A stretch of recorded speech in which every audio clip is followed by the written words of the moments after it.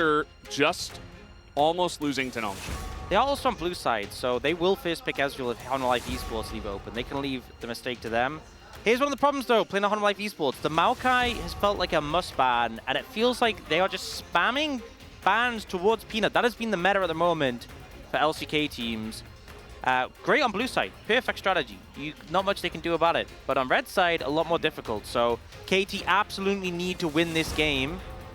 Peanut going to be the one to ban the Ivern against Pioshik, so denying that one away does mean that that third ban is left for Ezreal, obviously. It is Ezreal. Oh, and KT gave you a little gift. They said, hey, we'll ban the Ashe.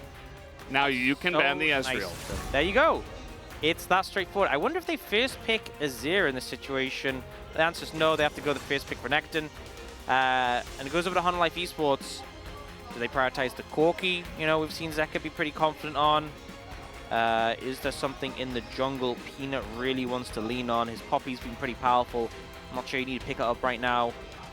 Maybe an AD carry you have emphasis on. But again, I think after the Ezreal Ashe gone, I feel like the pool kind of widens for AD carries. Yeah, it definitely does. I feel like they... Okay! Shyvana! Yes, she's back. And it is kind of flavor of the month. Yep, been seeing a lot of play in solo queue recently. Saw in the LPL. I think Milky Way did play it. Yeah. It's, seems to be pretty good. The Gnar is going to be spotted here very early on in response to the Renekton. And they don't go for Corki. I actually kind of like this. I feel like both these mid laners are really good at Lucian. As long as it fits in their comp, it can be a little bit dangerous to just blind Corki. Yeah, and I think for... Oh, looking at the Nidalee, so with the Shyvana, it has been like the AP sort of build that's been very popular. A lot of poke damage, a lot of range, but very gated around that ultimate. Nidalee also a champion with a lot of poke, but also the healing. In these poke battles, the healing for the Nidalee has been really standout.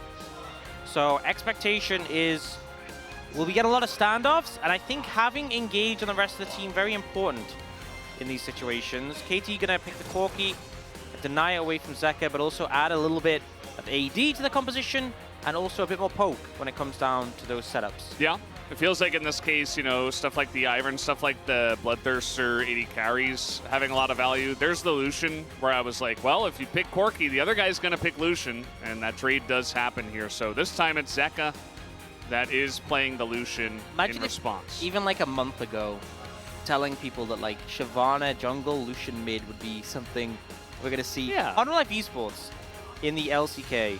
But yeah, it's a good matchup in that mid lane. We've seen Lucian able to bully out the Corki. Now with no bot lane is picked, going to see things targeted on the latter end. We haven't seen the Lucian flex to bot with that Nami yet, but in theory it could happen, but I don't think they're really afraid of that. Caitlyn banned out. Kalista banned out. I wonder if the Leona is something they're concerned about.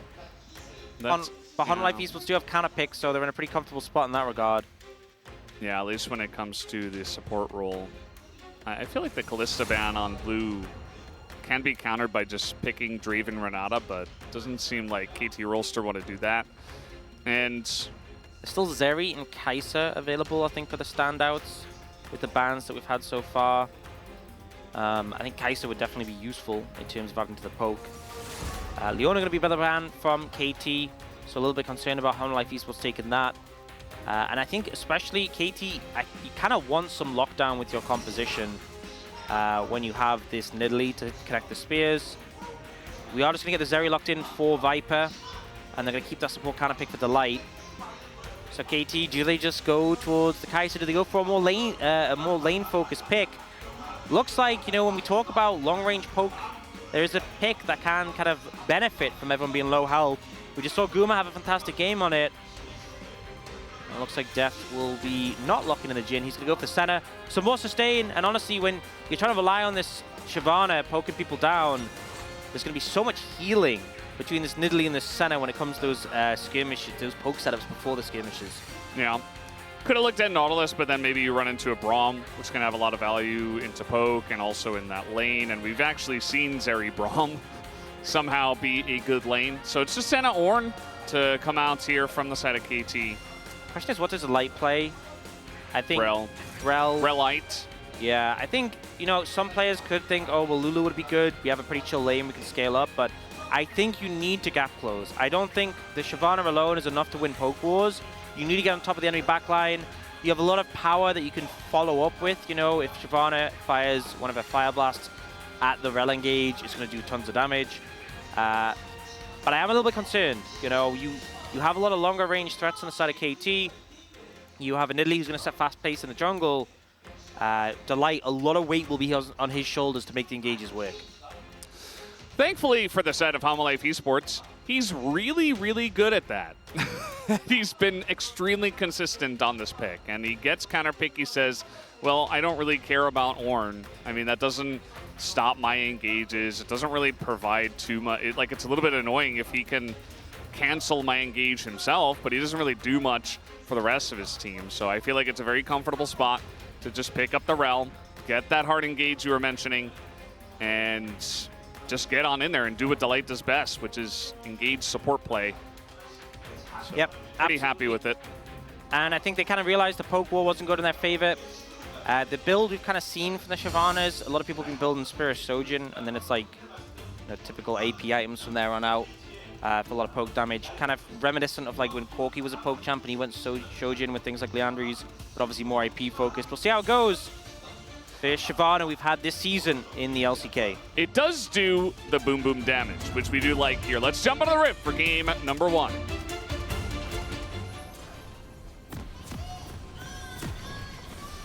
소환사의 협곡에 오신 것을 환영합니다.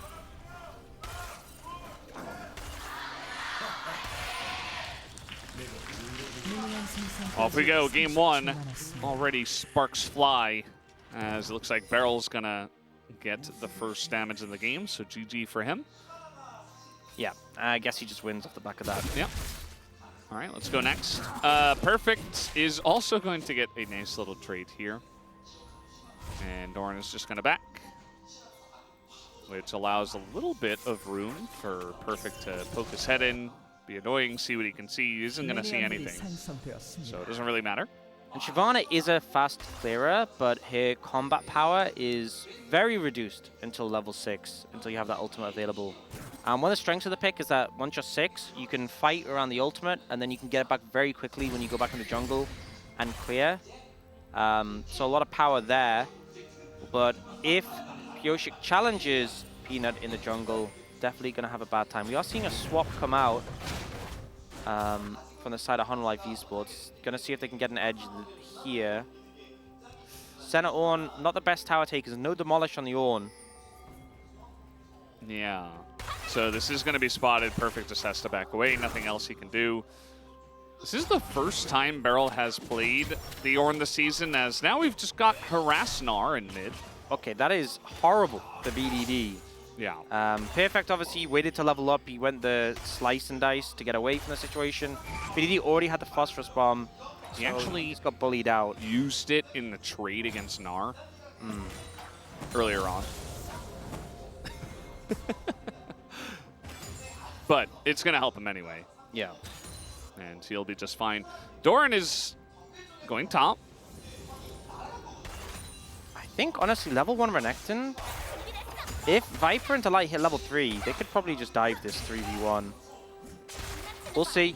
It's all on Delight, really, to land the CC. I don't think they're quite going to hit level 3 yet. Well, here comes Doran. That's a TP coming in from Ornn, and that is going to push them back. As Barrel says, hello. I am now here. Doran's just going to TP bot, saying, okay, I can lane against Senna. Yeah, he now knows there's no risk of him being dove. And the thing is, the Senna is the one who would end up catching the farm, so it just has to back away instead. So, you know, even though it doesn't amount to anything in terms of a kill, I think Homolife Esports happy with how that ended up panning out. And we saw a game earlier where T1, you know, was swapped again and ended up getting like 3 plates to 0. But here, because of the passage of play, KT didn't get any plate. Well, sorry, they got 1 plate in the bot lane, but I'm not sure if Def was even there to get the gold. So, not really rewarded in this situation. Yeah. Delight's here. Wants to help get this. Says the last person to play this was Pyosik, actually, against KT Bono in 2020 LCK Summer. Been a hot minute. good old Bono, good old DRX Pyosik from 2020. And yeah, that's Delight's like, okay, well, I don't need to be with the Zeri, so I'm just going to help you get both the Scuttle Crabs. Yeah, and securing an advantage for Peanut in the jungle on this Shyvana, getting him close to level 6, absolutely fantastic. So good moves coming out from Honor Life Esports. You see a Cole picked up by Doran as well, doing some investing. And Pyosik, I don't think you have the setup to kill Zeka. What do you mean? Corki and Nidalee have a ton of CC. Zeka just gonna shoot him and then, you know, walk in a line. And yeah, this is why Wolf does not like this combo. Such an intimidating gank there. I like how Zeka got to the wall and was like, I don't have my dash yet, but I don't think I even want to leave. He's like, I win these. Yeah, I'm happy exactly where I am. He has like no health, no mana, and Nidalee has double buff. He's like, nah, I win these. Easy. Yeah. And now Delight looking for... They could just dive him. Yeah, I mean, flash over the wall. There it is. Ignite. Easiest first blood of your life. Delight is not even in any trouble. Super clean. And gets Zeka first blood. Yep. Pretty nicely set up by Zeka there. Having a good laning phase so far. Trading into BDD. BDD's been farming okay, but been low in health consistently. And, you know, I think... I'm going to say it. I think Rel a little bit of ganking that match... A little bit better at ganking that matchup than Nidalee is. Yeah. A lot better, even at level 3. Meanwhile, Peanut trying to solo the Drake. It is Shyvana things. Yeah, but you kind of have an addiction to getting the dragons for the extra resists. Yeah. Especially since the build we've seen Shyvana's go has been very health focused. So those resists definitely valuable. Will be forced away, and I think at that point, losing the flash, don't get the dragon early, you just start crying. There's no other response. Yeah, that's what I would do. Yeah. In fact, I've done it before. Oh, yeah? Yeah, I didn't tell anyone until this moment. And now but it's okay. Everyone who's watching knows you're a crier. Yeah, sometimes you got to get a good cry in. As, speaking of which, Delight trying to make more enemies cry. And he's going to... good at Rel. Who'd have thunk it? Yeah, sorry, Relite? Relite. Yeah. He's good at Rel. Relite is good at Rel. Who could have thought? Yeah. It's in the name. Completely new information to us. So BE in a very awkward spot here because... You know, it's pushing away from him. He's quirky into Zeka, who got first blood, has Vamp Scepter, and Pollen. His ult feels... EDD has a tier and a cloth armor. You know, those are items. Yeah. He doesn't even have plated steel caps. Oh, man. It's a sad time. His steel caps are not plated. This is why I didn't want to see blind Corki. And obviously, I mean, a lot of things have led to this moment, including even the level 1 Gnar harass. Yeah. To help out, but it's still just, it's rough. I mean, to be fair, he's doing pretty good in the farm department, all things considered. Considering he got bullied out by Doran and he died. Yeah. He's holding up in CS. And he is Corki, which is one of the best champs in the game right now. So at least if he doesn't get too far behind, he gets to be Corki. Yeah, Peanut is so close to level 6 though. When he can finally become a champion. He's looking for it. Yeah. Same with Pyosik, who, when he hits level 6, he, oh, well, he's the same champion. Yeah. They're going to go here for the dragon. Now they get the dragon. They're like, we have to get this dragon. Yes. In fact, everybody is grouping up for it except Doran, but neither of the top laners have TP. This is the nice thing about jungle Shyvana, though, because... Oh, Pyosik? This is just on vision. Pyosik, they're not going to extend for that. The Ornn ultimate doesn't get much, but look at the wall. The Peanut level 6 spike does insane damage, but the spear is going to hit Relite, and he will go down as now Beryl in a rough spot here. He will be taken down, but look at the health bars. Oh, another spear. This one to hit Zeka. Pyosik says, I don't need any CC. Who needs that? The flash of the wall does nothing, but Viper trades it back. 1 for 1, and Peanut, he's so low, he's going to be denied the Drake. As now Viper also going to flash and die immediately. And it's a Drake over to KT. Man, that is I would cry after that if I was Peanut. Devastating loss there for the side of Honor Life Esports. But PDD, get a rough laning phase. He just chilled and auto-attacked. That's all he needed to do. There's a bit of a split engage here. Delight hits on a Pyosik, tries to W out a BDD. But both of them capable of getting out over the wall. And then this spear kills Delight, and it's kind of a fish in a barrel situation. You can see BDD firing over the wall, another spear hits, they're like, okay, let's try and back away for the Nidalee. And then BDD just comes in, starts putting damage down. Peanut's like, well, maybe I can take the dragon, but I should probably attack BDD, and then he gets neither of them. Oh. Yeah. Let's see what he says. All right. Yeah, I don't have to translate that one.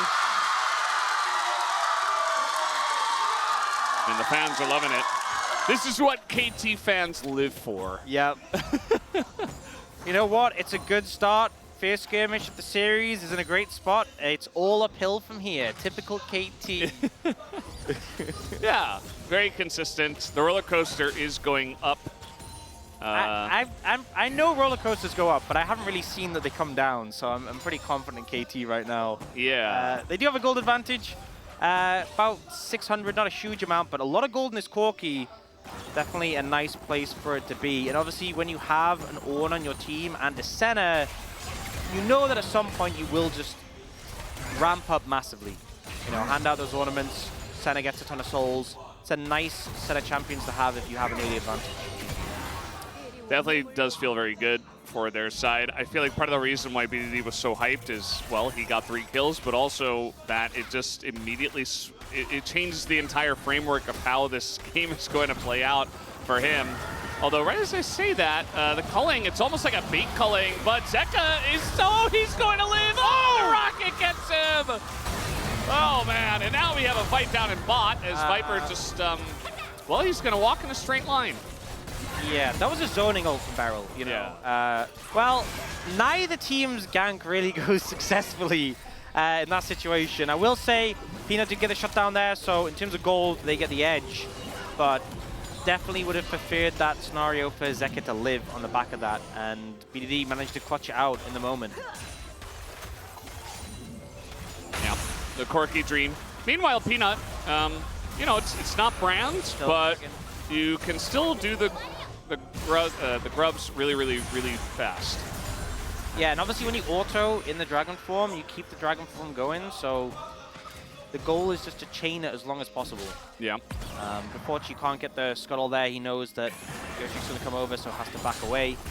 But we'll take the grubs, 3 each. Can't complain about that. And a mountain dragon is the next one. He has picked up that Sphere of Shojin and the Sorcerer Shoes.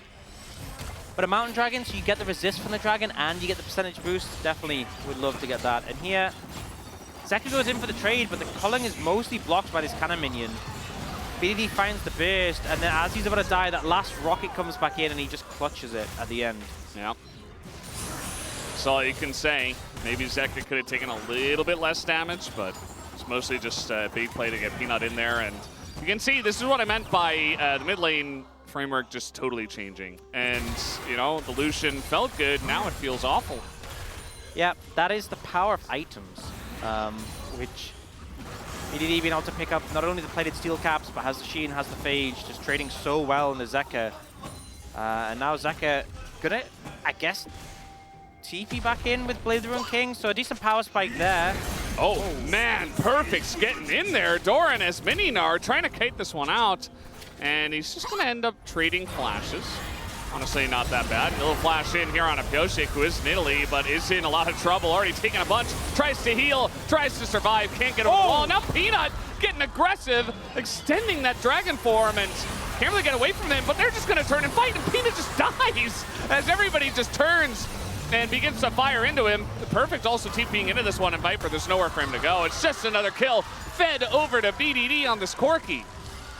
Maybe a bit too aggressive there from Peanut. You know, he has the dragon form. He's like, it's go time, let's kill them. And then just horrendously overextended. Viper was like trying to follow him up, trying to back up his teammate, and ends up paying for it as well. 10 seconds till that dragon. Not the best time to lose this fight. See HLE set up on Pioshik, and the initial play is fine. But I think Peanut just feeling himself too much. Flashes over here, but then Death flashes away, and he misses his E as a result. And then keeps chasing. The TP comes in, the root connects, and he just dies. And then Viper's like, well, even Zeri can't slide away from no one. Yeah. It feels like, you know, you could say, okay, well, why didn't Doran TP down there? He's got Meganar, but I feel like even if he TPs down, like, they dealt with the Renekton. It's Renekton fine, doesn't really do anything, so I think Doran staying there is actually the correct call. Peanut planned for this though, right? Because the fight happened, the reset came in, KT went top, and he got the dragon. He got what he wanted out of it. The dragon's all that matters for, well, the dragon, the other one. Yeah, and all they lost is a ton of plates top, right? Yeah. Yeah. Oh, they get that plate right before 14. That's got to feel good. Yep, and they should just get the tower as well in a second. Will be the first of the game. We'll see, actually. Death's moved down. The light's there to defend. Oh, it's gone, yeah. First tower of the game. Big influx of gold for BDD, who didn't really need a big influx of gold. Yeah. Already doing pretty good. So a very fed Corki right now. And Herald going to be secured. A little awkward there. Well, and I might not be. yeah, You know what? I'm going to say some of the Heralds we've had in the LCK, they're possibly better off without it. Yeah. You know, they got the XP, they got the gold. Right after the grub buff, it feels like most teams really just want to get the grubs more. Yeah. Riftel can really help you in some certain scenarios, especially if you get a kill and you can use it to push tempo and mid and stuff. But Yeah. otherwise, it's like, well, okay. It can really help for taking down mid-tier 1, which is definitely valuable, but I've also seen so many times where it just doesn't do anything. So, yeah. I like the teams that use it in mid and then they drive it the opposite direction and ram it into the wall right behind them. Yeah, that's really good. I like the teams that drop it down and then walk away from it, expecting it to like just charge the tower, and then the enemy team stop it and kill it. Especially after they like lost a fight to get the Herald. So Peanut's here. They say, well, we've got damage in spades, so we're just going to dive this. They get the TP out of, once again, Barrel, who did this very early on in the game. Yep. Oh, we're seeing the Corki Nidalee again. They'll definitely be able to take out the Gnar. Yeah. They have a What lot of lockdown. Yeah, they really need Barrel or Perfect, or even Death has a route to be there to set things up. Now, Barrel's been left alone. He TP's in to cover his teammate, and his teammate just dips. Well, Barrel's going to throw an ult in just for good measure. He is tanky, but he doesn't want to step up there. So it's going to be a trade of turrets. And it looks like on the bot side, BDD will get more gold. Yeah, he definitely needs more. He already has a lot, but I think he needs more. Yeah. Yeah. Also see Death with the Edge of Night Rush, which, considering how much HP you would lose from Peanut hitting you with a fireball, I respect it. I think it's a decent call. Yeah, I think there is a world, especially when Senna gets behind and it's late game, right before Senna, begins to actually get more XP, but Peanut's got like 3 items, or at least 2 items, where you will lose almost your entire health bar. Yeah. So I feel like avoiding that is good. Just because Senna's always down in levels, it's not even just like a squishy, it's like a squishy who's also so starved of experience that you really do just one-shot it. I feel like that's what, when people play this AP Shyvana, that's what you're hoping to run into. Peanut is now level 11. Even less downtime between dragon forms, close to that Leandries. Yeah, and he's going to be a big threat. I mean, there is a lot of poke from him, but as you mentioned in the draft, Pyosik just says, okay, I'll just play Nidalee, and at the end of the day, I'm also scaling, I'm also farming, and when you poke, I heal. Yep. It's not going to heal everything, but, he's got his own poke. Feels like the Nidalee is a pretty good matchup for that idea. Yeah. And I think the big thing, though, BDD close to having that Mana Immune stacked, and I think at that point, KT can just do what they want. Very hard to deal with this Corki. I think Delight's main objective will be get on top of BDD so his team can kill him. I think, if I'm going to be honest, but Awesome's now up and available. Dragon Spawn in 55, you can see both teams setting up for it. If you're BDD, you're in this position, you're fed, there's a lot of threats on the enemy team. What is your third item? I think every Corki ever just goes rapid fire in every situation. I don't think it's possible to convince some other. What's his fourth item? Fourth item? You gotta go IE, All right, what about his fifth item? Fifth item, okay, maybe then you can go like a GA or something. Yeah. Yeah, I feel like there's some champions where it's like, no, I need to do damage. Survivability, that's whatever. For people who don't like doing damage. That's true. We do prioritize the boom damage here. It is the focus. Peanut didn't manage to finish his Leandries off. I assume he has enough gold. He's not that far away, and he's been clearing some camps. Doran's moving down with Mega nearly stacked. They are just giving up mid-tier 1 nearly. VDD does almost kill it. Yeah, it is just one. Yeah, imagine if he didn't have Edge of Night. He would have a lot less health. Yeah, he'd be in a lot of trouble. Look at this TP right now. Way behind. Barrel's going to go in, and oh, the massive Rel ultimate on top of 3 of them, but Delight is going to follow up. The follow-up here from the rest of the team is just non-existent, and Perfect goes in and just decimates that front line. Doran, super low, is also going to be taken down. Zeka on the run. There's just no hope for him. He's going to try to kite it out. Peanut's like, man, why'd you bring him to me? Yeah, Peanut trying to get the recall. VDD has so much damage. I think he can just, yeah, he's dead. And that is just a clean ace. KT just absolutely demolished them. Absolutely annihilated them. Didn't even look, there was like one brief moment, you're like, oh, that's a big engage. And then nothing happened in the aftermath. We'll see the replay. So Beryl tries to engage, doesn't find it. And then Delight gets this massive ult in. And then Peanut hits his E, and it does like a moderate amount of damage. But then Perfect comes in and just one-shots everyone who was already low. Yeah, and Zeka's like, oh, I thought the Shyvana would do more. Shyvana has very nice burst, but it didn't really do enough. And Viper, he got exhausted and then speared in the face, and then there was a Renekton in that flash on him. Viper's eaten a few too many spears this game. Pretty happy about that one. It's about as good as it gets. I don't think there's anything else. Yeah, you can see like every moment, it's like, oh, another kill. Whoa, another kill. You get a kill. He gets a kill. I just feel like Peanut not having the Leandries obviously reduced his damage massively. Oh, by the way, you know how BDD had the Triforce Manamune before that fight? He's just got Rapid Fire. So you said IE up next. Yeah. Yeah. Yeah. Well, he's pretty close. He's pretty strong. And I don't think Peanut's doing enough damage, but also like, you're not going to kill the front line that quickly, is Peanut. Look at the massive difference in gold. What are you... Okay, just ult. Yeah. Fine. And then throw some fireballs, I guess. Okay. That one didn't do that much damage. I'm not sure why. Okay. Oh, it missed, yeah. It's not that easy to miss, honestly.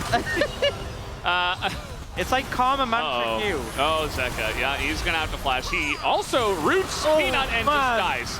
And KT are just rolling them. It's just not even close at all. They're just rolling over them. It's 2 kills for free. And the world is their oyster. They can do whatever they want. If they want Baron, they can do that. If they want to push, they can. And Viper's just going to ult and try to, I don't know, rally the troops. This looks like Gen G versus Honor like Esports. What has happened to KT? I mean, I just feel like this is such a KT thing just to win in this decisive fashion. Now, Delight's trying to approach and get space for Peanut. Peanut nearly has ult, but not quite there. Delight is so low, and yeah, he's just going to get locked down. I mean, they stopped the Baron. Peanut ran up to BDD and autoed him to get his ult back sooner, and then just took so much damage. Yeah. But so much healing. I feel like the Senna, Nidalee are just, every time they get poked, it's like, okay, well, you're full health again. Yeah. Boy. They're not, are they going to even contest this? Peanut has ult. They should contest this. Well, Peanut, will he get a chance to ult? I mean, even level 10 Deft is just escorting the Dragon away from the pit. And that Boomerang is also going to miss. Now they're looking to turn. A little bit of a messy turn. Not really going to find anyone, but now finally Perfect is going to find that front line. Zeka will go down. And they're just collecting kills. They're just doing it again and again and again. And Hololive Esports can't do anything about it. Okay, Peanut, fire another one. Well, he dashed away that. No, he did dash. I'm not blaming Peanut. It's just, I feel like so much of this comp is waiting around the Shyvana do meaningful damage, but she just isn't able to consistently land them because of ability. And any that land are just healed. Yeah. Like Peanut's like, I need to get ult back. I need to get ult. You're so far away. Splash is coming up. I feel like I'm watching an Olaf from behind. He's just like running around, like throwing axes, but they don't actually hit anything, and he just doesn't do anything. Yeah, you know? He's pretty close now. But he farms really fast. Yeah. Well, BDD, okay, I don't know what that was, but he's dead. Now the turn is going to come in. Massive shutdown for, well, Relight. in the pit. Yeah. Wait, they're actually throwing. They're actually... What? I can't even believe it. What is happening here? What? Barrel's just dead. Okay, now Life Esports are going to start the Baron. Okay, this is definitely not Gen G versus Life Esports. Well, just when KT look unstoppable, the perfect team, they find a way to throw it all away, and now they lose Baron. All right. You see Jonas Strong, he's like panning over the Corki, like, wait, what? What? So, they go for the mid lane tower. Zeka decides to hold Flash until after everything in the world is connected with him. And then Yoshi just finishes him off. Okay, not great. And then Zoran does end up going down here. It looks really bad for the side of HLE. And then BDD, no Flash, just autoing a Rel. Interesting strategy. So he dies, and then they all decide to flash over and leave Pyoshik in the pit, and then they just die. I don't think there's more. I don't think there's like there's not some well, let's move to the next fight, whatever. Okay, that didn't happen, but the gold is relatively even now. Weird. Doran just took an insane amount of damage from a spear. And, I mean, it kind of looks like KT are in an okay spot. A lot of poke goes into Pyoshik, though. Okay. Shyvana finally doing something. Goes in the pit, nearly dies. Here comes the Gnar. What? Oh, my God! Somebody stop this madness! Perfect is going in, and now he's going out. Here comes Viper. Wait, what are you doing? Viper's dead. Zeka's dead. No, yeah, he's dead. Okay. The light? No, he's also dead. Okay, KT, they get the dragon, and I guess they're fine. Yeah, very convincing team fight from KT. Felt like they were really controlled. You know, Life Esports put up a good fight, but it just felt like KT with that edge above, you know. I'm not sure I can really pinpoint any moments. Yeah. No, that's... that could have gone better. Yeah, it just feels like two teams playing things almost perfectly, but KT a little bit more perfect. Just honestly, pristine gaming. The sad thing is they don't end, so we're going to get the replay, and we have to see that again. And it's just...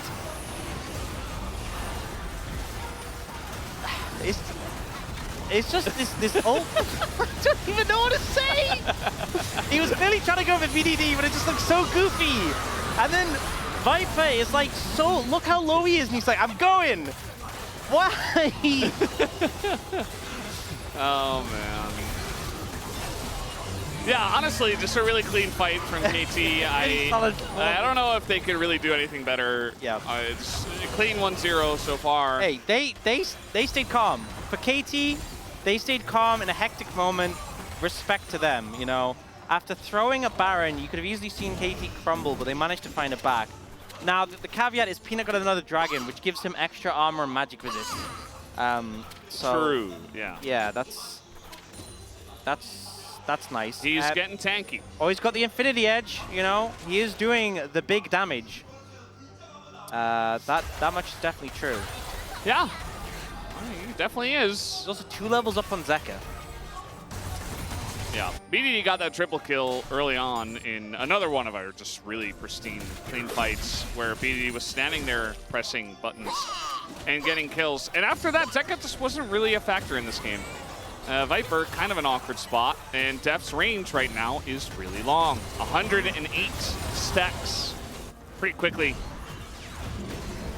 He's actually got a lot of stacks, you know. Yeah. Sometimes we see these centers just not even get close to the number that is worth having like a fasting center, but 110 already with rapid fire cannon, he is not going to be easy to deal with. And I feel like at this point, ornaments are going to start getting handed out.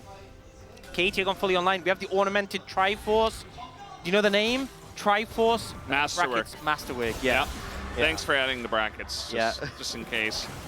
Oh, they also have the Jack. You know the name of the Jack show, the ornamented one? Honestly, I don't know. Doran's dead, though. He's just over here dying. I don't really know why, but I guess he just jumped into the jungle, and now we got a TP. Flank from Beryl?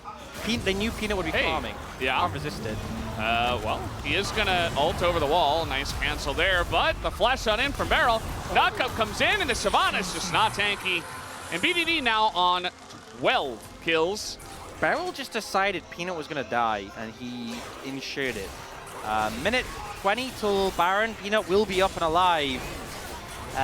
But yeah, feels like this game kind of pulling away from Hot Life Esports at a rapid pace. There was like a brief moment where they had hope. KT just wanted to make it interesting. Sorry, I was talking about the Jack Show, the ornament one. I didn't finish it. People will be frustrated if they don't know the name. It's Jack Show, brackets, Masterwear. You know, I never would have guessed. Yeah, it's really hard to call. Really hard to. I don't know how you do that one. Yeah, I'm doing a pretty good job. I learned all the ornament items names since they changed it. Just, it feels like a cool thing to bring out on cast, you know. It's really cool information. I think the names are really cool. They should keep them this way. Yeah. Honestly. So what's the name of the Andres one? Oh, you wouldn't believe it. I've actually forgotten that one. Oh. Well, you can research it for the next time. Yeah, I'll research it for next game. Yeah. I'll get back to you on that one. Yeah. Yeah, BDD still monster fed. And this Lucian pick just hasn't worked. Now we get to see, okay, Doran was pushing, and then... So he jumped into the blind dark jungle. He was hoping that Death was walking by as he jumped, and he would bounce over him over the dragon wall. Honestly, that would have been super cool. That would have been the sickest. Just blind, just went, you know what? I think he was probably pretty dead no matter where he went, but if he was banking on that, that was actually a pretty cool play. Yeah. It just didn't work at all, and it was like a 1 in a million chance that he would have got it. Yeah.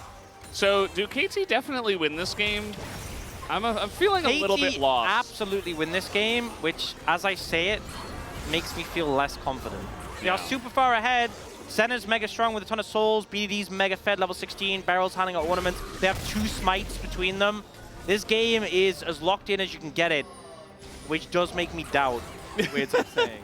Yeah, I'm feeling a little bit worried for KT now because they're so far ahead. I don't know if they can do it. They're a bit too far ahead. This feels... They're just going to push mid. That's a smart strategy. Look at the positioning of the High Life Esports members. Doran might just die. Okay, gets the Sterix proc. Now BDD is fine. They have a lot of healing. I mean, it's Pioshik and Deft right there as well. Viper is... Oh, Pioshik. Yeah, he's in a bit of trouble. Took an auto there from... Yeah, now Viper's got to go for his own ult, and he does have Doran coming up, and can they actually kill Viper here? Another knockup comes in, and Nar doesn't have much healing, but the flash shot over the wall, they do take down Viper, and he will go down. Meanwhile, Zek is killing a ward, and tripped over his shoelaces there, so he goes down, and the game ended. Yes, it did. KT, even they cannot throw from this point of the game. Perfect is just hanging about with Doran. Oh. Yep, they're just having a little hangout. Oh, the game ended. Game ended. 31.5 minutes. GG. Really clean first game here from KT Rolls. Absolutely nothing to see here. Look, pristine. I can't criticize KT for any of the shenanigans here. They won a convincing game against HLE. We'll ignore the little hiccup in the middle. But HLE, that is the worst they've looked. I can't even, I don't have a time frame to reference. They did not look good in that game at all. And you know, it's not even about their place in the standings. They're pretty firmly in second place. They could lose it, but it's not even about that. It's just like, you'd hate to have a game like this when playoffs are getting closer and closer, because I don't even know how to describe what went on in that game. Yeah. The Shyvana clearly did not work, but next game they'll be on blue side, and hopefully we'll put up a better competition. Peanut did big boom boom damage. I mean, there's that. Everything else, I mean, I don't even know what to... Just write it off. Go next. You know, Hot Life Esports, pretend it didn't happen. Focus on game 2. Don't even think about game 1. Yeah. Not a great performance. I'd recommend everyone does the same. Very interesting first game, guys. We're going to close from here and have the space to break down that very awesome game, and we'll be right back.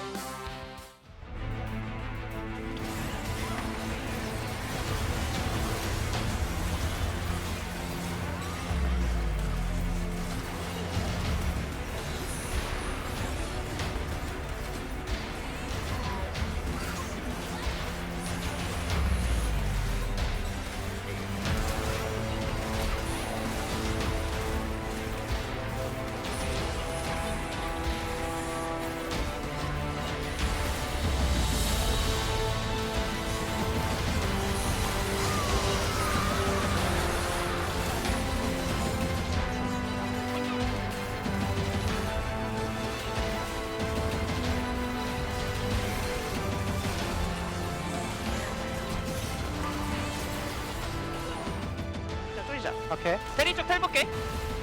여기 시바나. 나 제리. 빼자. 제일 너무 제일 너무. 여기 그 제리 천천히 해봐. 가고 있어.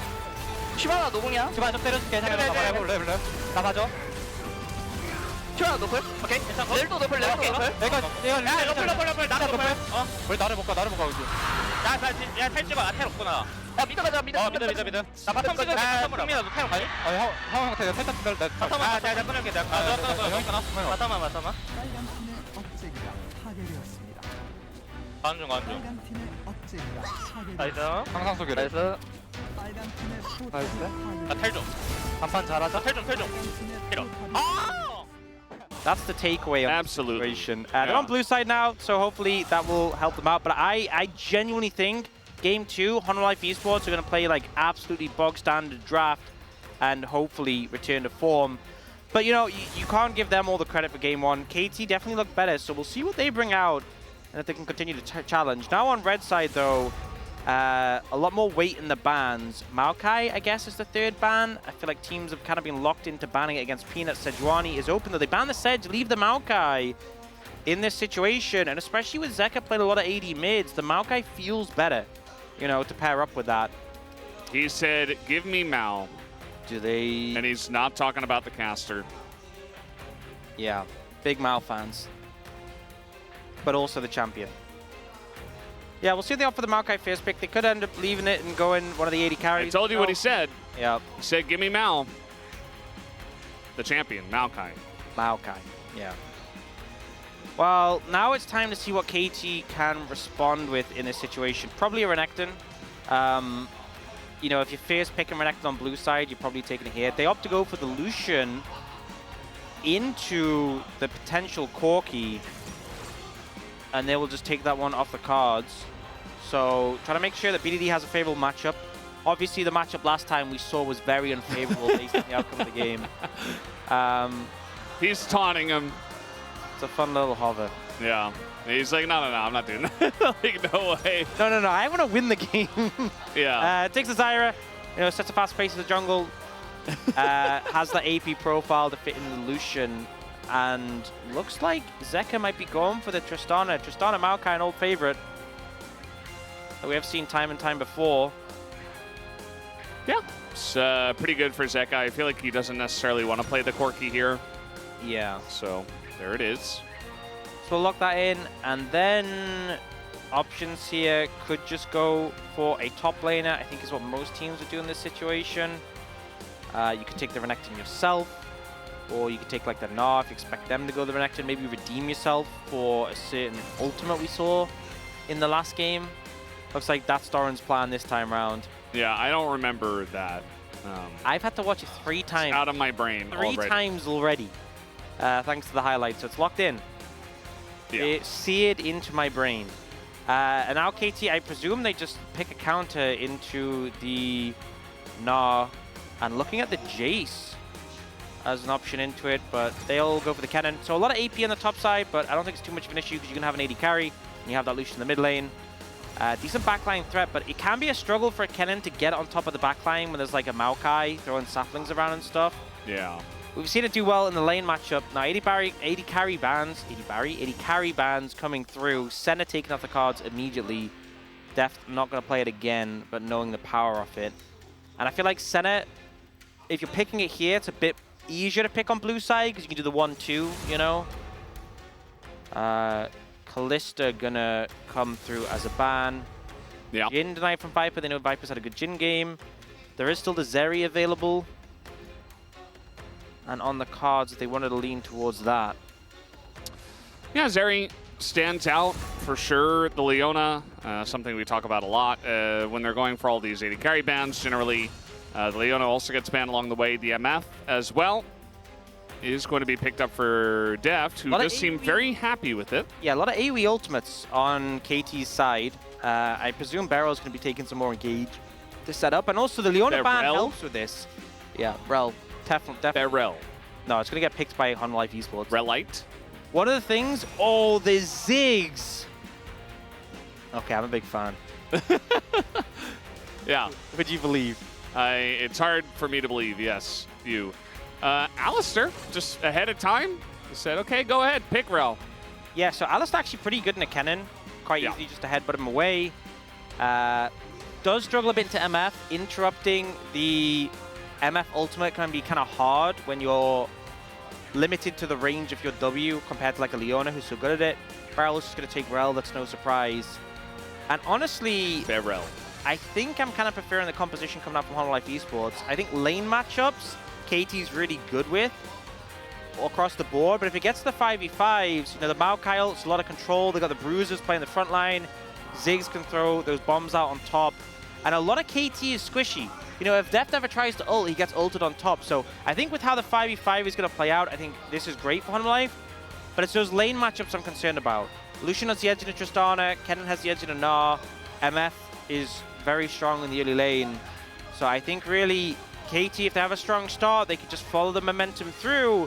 But if they don't, their comp is very reliant on like the big engage from the Rel and like having AoE ultimates. And I think there's enough disruption on the side of Hololive Esports to stop that. And the Ziggs Trist, if you don't crush them in lane, you are not having any plates in the game. Yeah. They are tower takers extreme. They'll take their own plates. They will take anyone's plates. They'll take all the plates. Enough for a banquet, not just like a set of plates for a dinner, like a banquet worth of plates. They're going to go to one of those sushi places that have the plates, you know, that just keep coming out. Yeah. They're just going to keep eating more and more. And someone is like further along from you, but they just keep grabbing them so they never get any. Nobody else gets to eat anything. Yeah. It's pretty rude, but it's effective strategy. I do wonder how many grubs they'll be able to get, especially, you know, Zyra loves taking the grubs, and if you don't have any prio in lanes, maybe you don't get a choice of what objective you get as a Maokai. But we'll have to wait and see, again, how those lanes do go here for game number 2. As we are ready, let's hop into the Rift for that game number 2.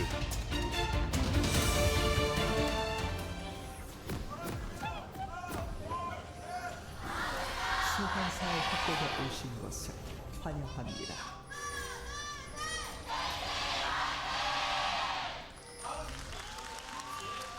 All right, second game surely can't be quite as clean as game number 1.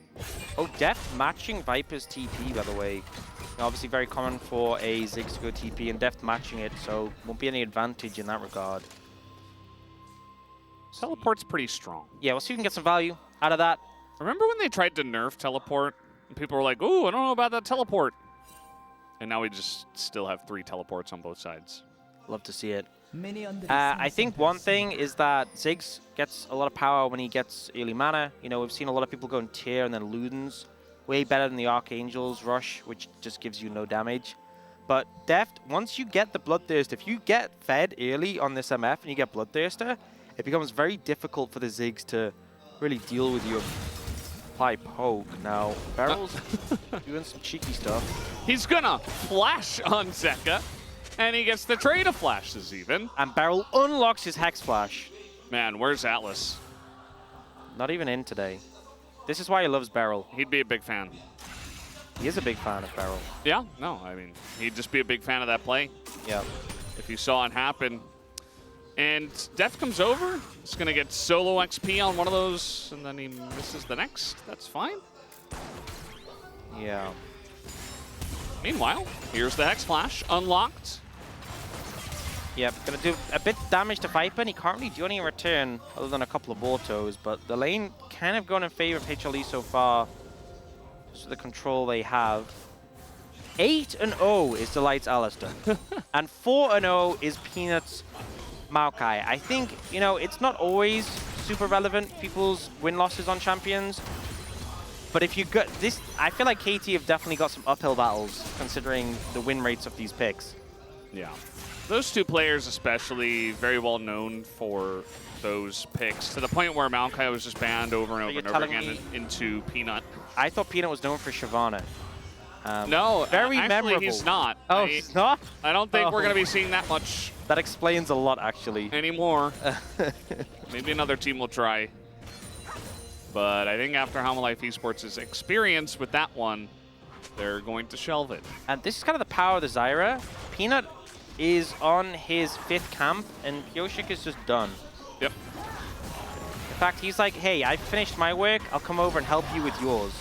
Peanut's like, well, I'm going to try to dodge everything. And Peanut has not lost a game of Maokai ever. I think that's a great time to bring up that graphic. Yeah. Ever. Really. Zeka, you know Pyoshik is there, so there's not going to be any surprises, and he will just walk a little bit away. Just have the bone plating as well, just to try and mitigate the burst from it. Wow. So we were thinking it was 21 game winning streak here on Alistair. Yeah, that's pretty impressive. So, you know, I feel like the win-loss graphics at the start, I was like, well, that's, you know, that looks pretty good. And they've just kind of amplified it. Yeah. Just to really emphasize how good these picks are for Honor Life Esports. Oh, Peanut might find a barrel. Actually, Barrel's just going to leave. Barrel. Barrel. Yeah. We have to say that entire... yeah, every single time. Yeah, I mean, that's who he is. Yep. Barrel is looking for Delight. I was thinking, could I do something Alistair with Delight? No. Yeah. No. Del Alistair. No, that's terrible. Give me a shake. What else would you do? I mean, what? Sometimes you just don't have to do something, Brendan. Sometimes you just don't. So, it's either Yundo or Jisun has suggested Delightar. it was Yundo. No, passing on that one as well. And Jisun did not sound very happy with it. Yeah, I love how she immediately said that it wasn't. What if you say it like Delatar? It kind of sounds more like Alistair, right? I think you're only allowed if you say it like with a really southern accent. Delatar. Delta. I like how you had a British accent anyway. Like while you Hey, were I tried. using your southern accent. Great. Good work. It's a British person who's been living in the South for a bit, you know? Yeah. And he thinks he's got the accent on lock, and He's perfect. Yeah. Fits right in. He's trying his best, okay? Leave him alone. Yeah. Perfect. You leave Darn alone. Oh, he didn't. He actually. Oh, he stopped back. He spooked him. Yeah. At this point, are you really going to recall Darn? Yes. Oh, the answer is yes. Well, Peanut, okay, some slick moves. He does have his flash. He finally uses it. And he gets away. Perfect as per usual. You know, this is why he's undefeated on this pick. Slick little getaway. KT been challenging him a little bit so far in the jungle. Looks like he'll be doing okay. Viper hasn't gone the tier route. He's like, I don't need that. I get enough mana from my... He's level 6. Doran kind of in an awkward spot. Going to be chunked out. Meanwhile, Culling in mid. But yeah, I'm more curious about this. He is just going to face check the Zyra. Doran does have flash. And no red buff here for Pyoshik, so he actually just walks away. And is totally strategy, fine. very powerful. He's now level 6. They are moving up. Maokai is nearly here. Yeah, I mean... And KT Woods back away. And now they're going towards the grubs. So it's kind of what I expected, that Pyoshik should just be able to get first move on all the grubs, especially the first one. You know, I think he can get first move on everything. Yes. He is clearing very quickly. He's into Maokai, and that Maokai also just flashed, and all of Maokai's lanes are losing. Or at least they're being pushed in. They're being pushed in. Yeah. They're Viper's not doing okay. technically losing. Losing's the wrong word. Yeah. Well, we'll see if they can get a move towards Dragon actually at some point. It is Chemtech first Dragon. The best first Dragon to get, because then you know you're not getting it. Chemtech Soul. Yep. And you begin to stack your Drakes. And it just feels good across the board. Yeah. And you got some shielding, you know, for Barrel. So close. And, you know, for the MF, who's going to build BT first. Yeah. So, hey, just a little bit of extra on top. Well, we do see at this point KT putting the pressure down towards bot lane. Viper can't really step up. HLE trying to do something top side, but it's just going to be a 2-for-0 in terms of objectives. The light says, get out of here. But yeah, this is just advantage KT. Not really much coming from it, but this is just kind of the pace that a Zyra can set in the jungle against anyone who basically isn't like a Nidalee. Yeah. Zeka is going to hop away. Does have his flashback, but still not feeling too good about the way things are going here. And Yeah, I mean, this is just the thing about KT. They can play to their opponents, but also they can play out of their minds and just beat anyone. Like, I wouldn't even be surprised if somehow KT is the first team to take down Gen.G in a series. They were the only team to beat Yeah. in a series this year, in fact. They did it Still already. are. Well, And there's a reason why. I say that, Gen.G did lose the EWC, so, you know. Yes, that did happen. But only team to beat them in a series, the LCK. Or at MSI. So, pretty much everything else. And now Viper gets to hit the tower. This is the best part about playing Ziggs, when you get to hit the tower. Yeah. Come on, do it. You got empowered auto. Oh! Get the plate. Get some good poke down. You got the solo plate. Yeah, Deft has a Vam Scepter, but not quite enough sustain yet. He's got 2 biscuits. He's just holding on to them. Saving them for later, Yeah. in case he gets hungry. It's generally a good idea. You know, sometimes I'm just like, yeah, I'm just going to have that extra little piece of dessert just because it feels good. But then you're like, I should have just saved this for later. Yeah. That's like the biscuits. That's exactly like the biscuits. Yeah. Glad you brought that analogy up, so everyone's aware. Very unique thing. Very important. Yeah. That's the insight we need in this situation. Yeah, I think, honestly, Life Esports, despite being down on objectives, are pretty happy with how the game's played out so far. I was concerned the lanes would be going in a weird spot, but you look across the board, CS is pretty even. You know, plates are also relatively even. And 3 grubs and a dragon isn't like you don't draft the KT composition to be like, oh, we got 3 grubs and a dragon up. That's what we were playing for. Yeah. I do think they should be able to get more. Obviously, it does depend how this does play out. I think that, you know, second set of grubs will be heavily fought over here in about a minute, especially because there's no dragon at the same time. And I'll be curious to see what Life Esports do in that time, because you could have the Ziggs just try to push and maybe even take an entire turret if MF moves away. And he's gone straight Ludens, none of that tier, none of that. He's like, I don't need more mana. Is that Ox? I'm just going to kill people. Wait, I'm looking down. It kind of looks like Ox down there. Yeah, I'm not so sure. Must be casting with Viper. But especially, like, if you land the Maokai ult, the thing is, when you throw down a Maokai ult, what normally happens is the tanky person stands in front to block it for the squishies. But you don't have to root them, you just have to force their movement, and you can ult on top. Like, if BDD and Deft are standing behind Barrel to avoid the ult from the Maokai, you can just throw a Ziggs ult on top, and they're kind of limited in where they can go. Yeah. The Light's been on a bit of a long gambit in the enemy jungle here. He is going to be spotted and pushed out. All the vision cleared by Barrel and Pioshik going in together. And in fact, KT are not really in position to go for these. They might push in as the 1 was taken. Now the TP is going to come in as Perfect does get turned onto here. He does go and get exhausted by himself, but finally we have the Ziggs ultimate on top as it does take him down and does get a grub, and the rest of the fight is looking good for the side of KT as BDD going to dash on forward, but now Barrel is pretty low. In comes Sekip, and now a massive MF ult right on top of everybody in that front line. Here's Viper as Ziggs gonna flash in and just die. And now Peanut trying to go down here as well. He's gonna get rooted, actually. A Q comes down, and Pioshik gets blocked by the minions. Oh, but he can just put a plant down and it'll kill him. Oh! No, the plant's trolling. Not quite. Yeah. Doran's here. Deck has flash. Oh, dodges the boomerang. There's a chance here for him to get out with his flash intact. Actually going to try to fight, and then he flashes, and then he dies. Doran, though, will go down. So a trade here, as Steph does trade everything with Doran. Very hectic fight where KT does come out ahead slightly, but it still felt so close in the moment. Not gonna lie, Viper's Ziggs play did not inspire joy. But Perfect gets a very low value ult here initially. He's kind of just ulting the tanks and gets exhausted. But then, you know, a decent ult from Pioshik disrupts everything. Barrel comes in. Doran just gets bursted out. But it's the ensuing play as well, where Deft finds a good angle to ult. So many cooldowns are gone. No one has an answer to interrupt him. The route from Pioshik into the Deft ult is massive. And then Viper... Cover your eyes.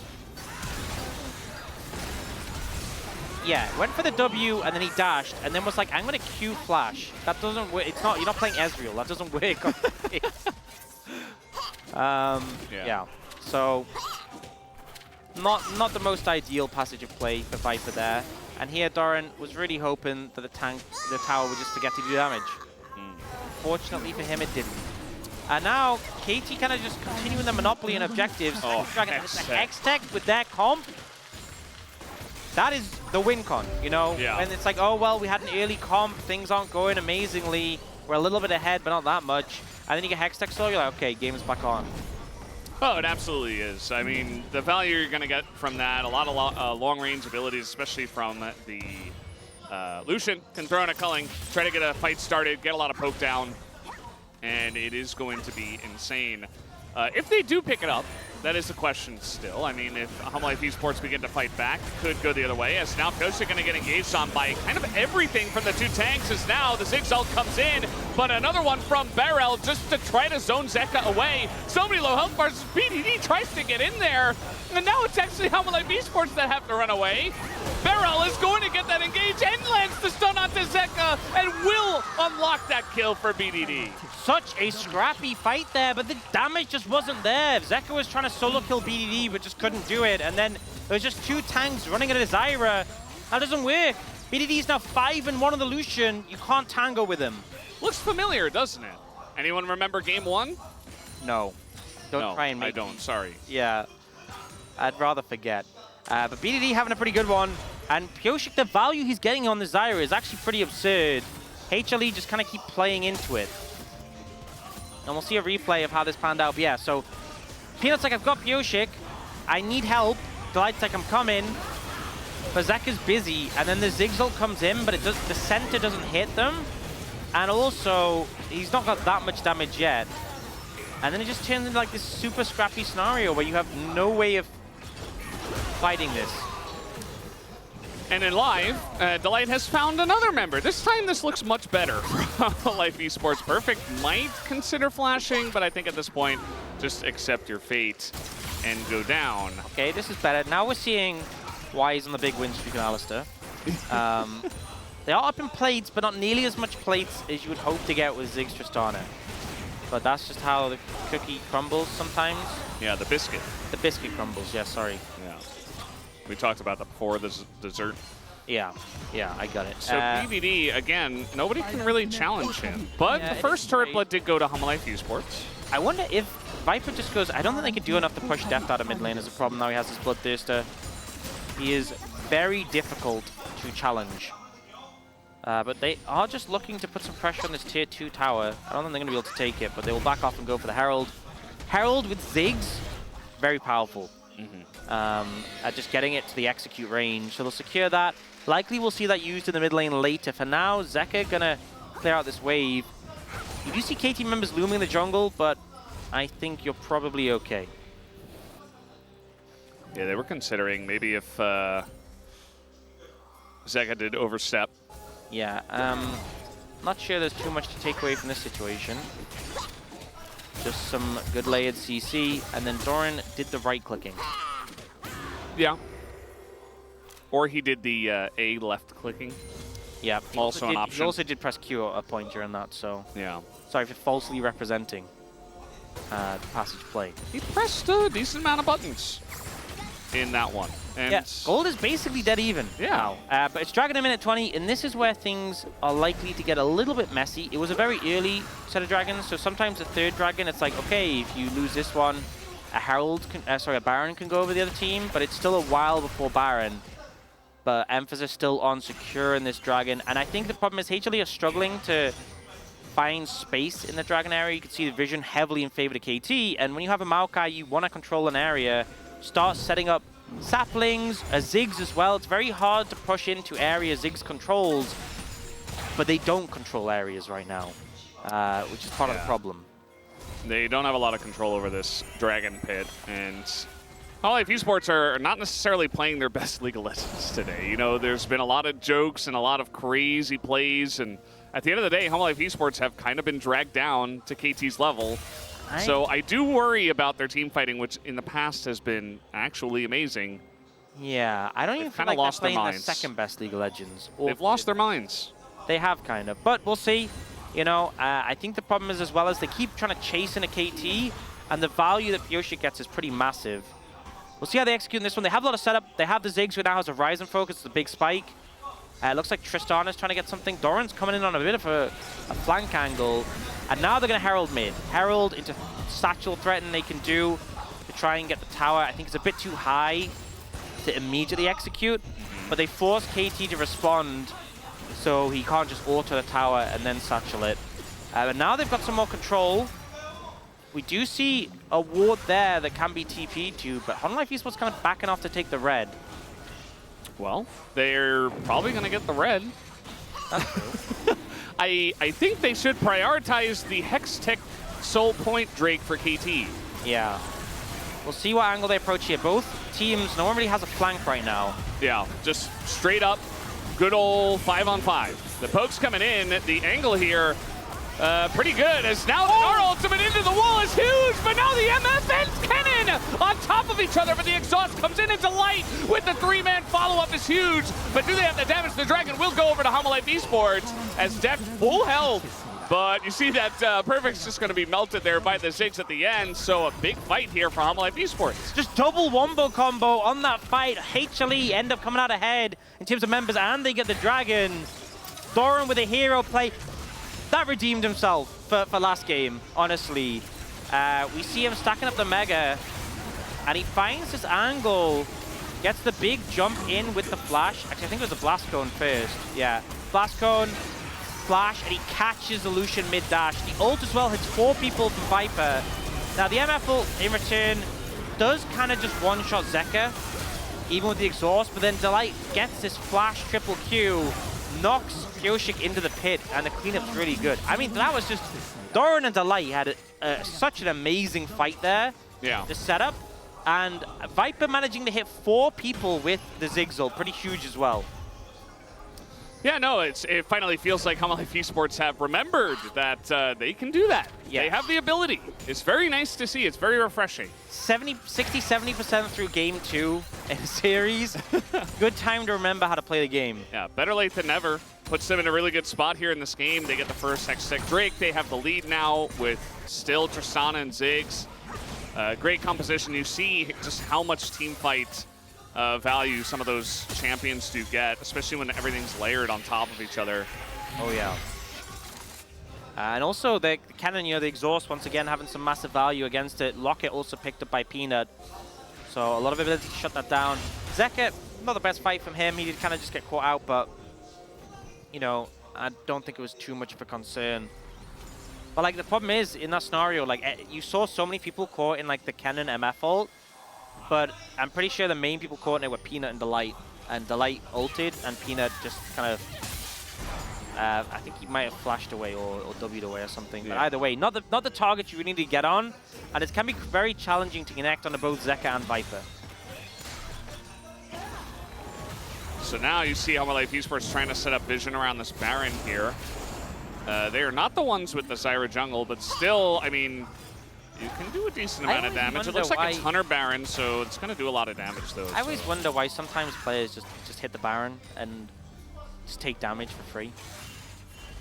Definitely always a choice. It might be that they just got a little bit of vision right at that time, so he's trying to bait them into thinking that that's the timing. Oh, wow, a Satchel used correctly. Yeah.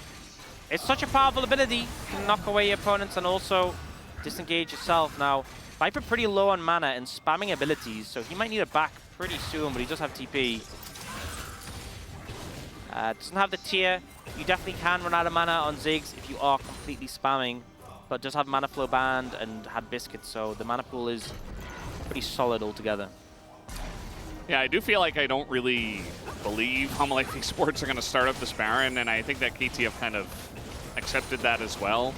They have some vision down just to make sure, and they're checking every so often, but doesn't feel like the timing for HonLife Esports to just go ahead and start a Baron. No, that would be very poor. They do get blue buff, though, for Viper, well, for everyone, but namely for Viper, so he's not going to have to recall. And they can really start pushing on the back of this and contest some more control. If an engage does come through, like, Pioshik still doesn't have flash quite yet. If you just land, like, a Maokai ult onto him and then ult on top, it's not like a kill threat yet, but it's definitely going to really make it hard for them to contest anything. Yeah, it definitely will. We have a TP coming into mid. This is from Viper. He has done the most damage in the game. Not too surprising as the Ziggs. Yeah, He's only died once. He's gone for Morale-Nomicon here. I think Oblivion Orb has decent value into like the MF and the Bloodthirster from the MF. The Blade Ruin King for the Lucian. Like it's decent value having an Oblivion Orb, but full Morello finish. Not a huge fan of that. Well, he's going to have it for the next fight. Yeah, so I think that's something to mention. It's also 40 seconds until that next Hextech Dragon. Obviously, the first one picked up by Honor Life Esports, but they want to keep securing these and denying them from KT. It's decent value as well for their team. Like, ability haste and attack speed on a lot of these members is pretty large. And KT are kind of setting like a trap in the top lane. Yeah. And Honor Life Esports are like, well, we will just go for the Dragon. You guys can have top tower. Actually, never mind. Zeka will go defend it. So, I guess they were just hoping someone played up aggressively to punish KT, and then they didn't. And now, if you look at the map, they have no control over anything at all. And they're double TPing mid to compensate. Okay. Well, Humble Life Esports haven't started the Drake. I think if Humble Life Esports had the vision we had, maybe they would have just burst down the Dragon. Yeah. But, as we know, KT, they weren't necessarily in position, but now they are. The Hex Skates will help with that. Barely going to lose his support item, Cosmic, whatever it's called. Celestial Opposition. Yeah, Cosmic Oppression. Oh, they're like, you know what? You guys can have Dragon. If you want it so bad. I don't think they have the fastest Baron. A good idea. But they just burn TPs, so I'm not sure they can get there in time. Viper, you need to hit the Baron. This is very slow. I mean, they're maybe gonna get it. Naganel's there to zone. Just go. DPS and Baron. DPS and Baron. They can get it. They can get it. Okay. Yep, they'll get it. KT just gonna let it happen. They say, all right, you got it. It's fast enough. And all right, trade of one Hextech Drake for a Baron here for Humble Life Esports, who are hoping to push with this and get a further lead. Yeah, it makes it very delicate because now you're on soul point for KT. So if HLE ever miss a smite fight and don't end the game, you're dealing with Hextech for the rest of the game, which is a pain. But they're hoping to get a lot of value out of this Baron, and they obviously get golden XP from that. But the tower taking ability of this composition, they should really be taking every tower outside of the base of KT at a minimum. All three inners and that bot lane tier 1, I feel like with the composition they have, that's what you should be aiming for, at a minimum. So we'll see if they're able to pull that off. They obviously have a 3k gold lead right now. They want a lot more. Yeah, and they should be able to take, as you mentioned, a lot of gold off the map here. We do see KT trying to move as a unit into their own jungle, try to clear out some of the vision, but they don't have any delusions of taking, or rather defending this outer turret. They're just going to let that one go. Viper just going to auto that one, save his satchel just in case, or for the next turret if they can push into this one, which they should be able to. We'll see if KT wants to go for any crazy fights or any engages just to try to stop Humble Life Esports from taking everything for free. There is a flank ward. Yeah, but there's a lot of decent flank wards, honestly, that KT have managed to place down. I mean, part of the fact is they were around Dragon when HLE were top. But even like that one towards the Baron can work in a pinch if they push a bit too far. Looks like Honor Life Esports are doing their homework, trying to scout things out. And HLE just continuing that push. Looks like they're going to try and rotate towards top lane, maybe, for that wave that Doran has. Save mid-tier 2 for later. But it's a little bit risky pushing through the jungle in case Pioshik's there waiting with an ult, but they do scout him out. Another wave coming in a second. They should just be able to get this. It's basically like an auto and a W from Viper. It's gone. Yep.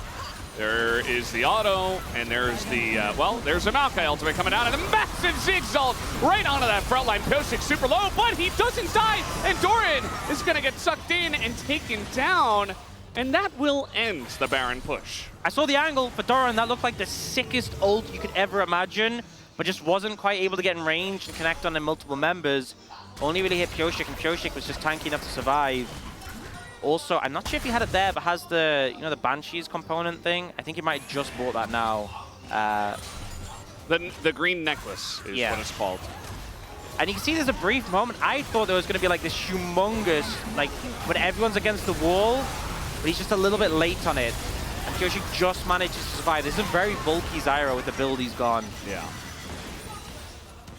Actually unable to find it. They obviously got both the added towers. They got all the added towers apart from that mid tier 2. A little bit worse than you'd hope. Still a big Baron power play. They're still pretty far ahead in gold. But 1 minute 40 until that dragon, and they have to secure that. Is Peanut okay? There's a lot of pings coming down, and here comes Perfect. And a TP! They're going to find him in the Krugs, and he had seemingly no idea. Just ran right by Barrel, I believe. And now we got a little push coming in from KT. Wave not so big, and Ziggs has ult, so he could just ult this wave to try and deny it. But it looks like There it is. not going to do enough. They're just going to take that tier 2. So overall, you know, Baron was secured for HLE. Looks like there'll be an answer for this tier 2 in the mid lane. Gold lead 3,500. It's still solid for HLE, but the dragon is a looming threat. And now with 55 seconds until dragon, and the game kind of feels like it's already come down to this. Yeah, Beryl found a good angle. I feel like people in this Hex Gates are less good at doing their due diligence to like check whether people are in brushes and stuff. Yeah. They're like, oh, I'm speeding there, I'm Hex gating. Thank you, Jace from Arcane, and then they turn up and get baited. Yeah, they say that every time as well. Thank you, Jace from Arcane. Yeah, it's mandatory. Just a little shout out. And right after you said that, Perfect actually checked the brush. He's like, hey, you never know. There could just be a random person in there Yeah. for no reason. Could just be Zeka, just pops on him. It's pretty fed. We do see KT once again aggressively pushing in here. They're going to get some poke onto Delight, but Delight seems not to care very much. 7 seconds until this, and KT have this kind of deep ward you can see towards the Krugs here, so definitely potential for an angle there, but maybe it's a bit too far. Doran's just trying to cover it, and it all comes down to this. If KT get the dragon and Honor Life Esports cannot end, Honor Life Esports could be in a rough spot. Flipping this is so risky too. Pioshik, he's got the Fancies. He can just get in, but he's just not going to. Just gonna let that one go, as the call is not to fight for it, as BDD is nearly dead and is just gonna get killed by Zeka. And the blast away there, Perfect's ult hits nothing, and the MF is all alone. Does kill Viper, Deft surviving for surprisingly long. Zeka will go down. And all of a sudden, a very split up, messy fight. No stranger in this series, I guess, but Home Life Esports got the Drake. Yeah, not a great fight, really. I feel like from either side, Yeah. HLE looked so favored and until they didn't. But the takeaway is they got the dragon. Pioshik wasn't able to get into range to secure this one. Too much threat from the Alistar. So they back off. They're trying to focus on the fight. BDD gets nearly soloed by Doran. And then Zeka makes this great play, jumps in, executes solution, ults perfect away. And then we cut it before his terrible follow-up play. Yeah, this is a bit rough for Heather Pioshik alone, but he's so tanky actually against Peanut and Delight, and now Barrel's all alone, dying a Doran here as well. Oh, the Baron? The Baron's gonna hunt him down. It's One more sniping him. Yep, that's... What? I guess it hit someone else. The Baron held back. All right, little dodge there. Little gallop. Okay, no, he's dead. I don't even know how that happened, and it's also just hilarious to me that Peanut and Delight specifically were the two to kill Pioshik. When in all the team fights, like, you've been seeing him like tank like Gnar ults, Ziggs ults and stuff, and then it's just Maokai, Alistar, the beatdown crew.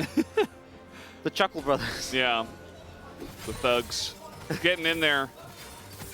And that's a Baron, just like that. So it looks just really weird, but it's really big. are winning this game, but they are not particularly inspiring confidence in the way they're doing it. They have a Ziggs though, easy tower takes, they're gonna keep pushing in. KT respawn though, and Tristana and Maokai aren't there, so I think maybe they should just disengage. Definitely disengage. Yeah, Yeah, that they did. good moves. Backed away. They still have 2.5 minutes on Baron. They just got it, so I think they just want to take that back, spend their money, and then go for their real push. Yeah, I feel like the first series I feel like was both teams playing at a pretty high level, very competitive. And this series, it just feels like every fight, like they're just desperate for scraps. You know, I don't even know how to describe it. They're like clutching at anything, and the way in which they play out is so manic, least controlled. It doesn't make any sense. Considering the caliber of some of these players and the level of play we've seen from them previously in the series. It just feels like this has definitely been an absolute gauntlet for the players so far. And, you know, based on Honor Life Esports winning this game, it's likely we're getting a third game in this series. Ah, yes, the gift. Yeah, I feel like, you know, in boxing matches, when they go to the side after a round, or like the coach is wiping the sweat off them, they're just like exhausted. The players are going to come off the stage like that after this one. Sweating, just... Come on, it's one more Doran! round. Oh no, Doran in a lot of trouble, but he has Sterix, and I think he just gets away. Meanwhile, Homolife Esports are just pushing out, trade of flashes here, or rather a dash for a flash, and now we got a Dig ult, and BDD nearly dies. He didn't have another dash after that one. Meanwhile, Beryl gonna find and engage, and there you go. The MF ult's gonna be thrown on top. Delight, he's got flash. He says, nah, not worth it. As TP, and Peanut's not gonna follow that one. This is exactly what I'm talking about. This game, man. Look, they've got double super minion waves pushing into BD's like, I'll defend, I got this, right? And then, actually, it's not super minions at the bottom, they're coming later, but either way, HLE now defending mid. You know, they lost that last engagement, apparently. KT found a nice engage on a Viper Delight. Peanut throws an ult, he's not even there, he's just doing the wolves, like he's not even trying. Okay, it's a minute till Dragon. Come on, HLE, focus up, right? Yeah, so Doran's pushing up, and BDD's like, I'm going to find a pick on him. Looks for the angle, Doran just can't, oh, you know. Oh no. I'm done talking about it, let's go back to live. All right. No, let's not. Let's keep focused. Just kidding. Yeah, they're just scrapping. They're always scrapping. And then they're trying to rotate, and Beryl finds this big engage in the MF ult. And HLE just... But the thing is, look at the map. Like, Nara and Maokai had left. Yeah. You didn't need to go that way. Ziggs can even just go and satchel himself over the wall to Wolves. Very unnecessary. Anyway, whatever. Where Dragon, in 13 seconds, would be sold for KT. HLE are set up on the objective. They have a bit of control. They're throwing down saplings trying to. Banshee's Veil. Well, not the Banshee's Veil. The shield from the Blight Jewel or whatever. No, it's Blight Jewels. Whatever it's called. He's got the shield. It's still there. We do see the TP come in from Perfect, but it's not really on a flank angle. And now Delight looking for the Blast Cone engage angle. Let's see what he can do. If he goes left, he might find it. Barrel's looking for the engage himself. That's only Peanut. That gets it! It only gets Peanut, but now, yes, they get the Drake, but they're just so dead. They're so out of position. Doran again, another big Gnar ult, and that might just do it. Hex Tech Soul, I don't think it's going to be enough to allow Perfect to solo clear the waves and stop the game from ending. He's still got ult and flash, but I don't think it's going to make a difference here. HLE clean up the fight. But he... Oh, yeah, Perfect. Can't do anything. He should try. Just get your damage numbers up. Right? I mean... You have Zhonya's. Convince them, bait them to dive you. Press the buttons. Okay, well, they're actually diving him. Delight's dead. Yeah, this is just about the perfect way to finish Game 2. As Homolife Esports will win it, and we will go to a game number 3. Yeah, I need to vote for my POG. A lot of thoughts on that one. Doran, easy. I think. Or Delight. I mean, take your pick. It's one of those two. Yeah. Well, I just feel like even though Homolife Esports bounced back, I think their comp was good. I think it made sense. They obviously won. It wasn't as bad as Game 1. I'm not convinced. I think we need some more convincing in Game 3.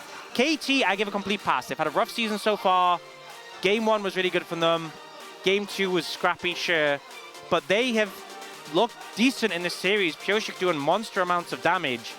But I just feel like Homolife Esports are all over the place. You know, this is the team where, like, they could beat Gen G. Oh, no, not they could beat Gen G. They could have the highest chance to beat Gen G out of anyone in the league. And this does not look close. So they probably still do have the best chance to take out Gen G, even after these 2 games, somehow, some way. Yeah, so we're going to take a break and come back with the space. We will be right back.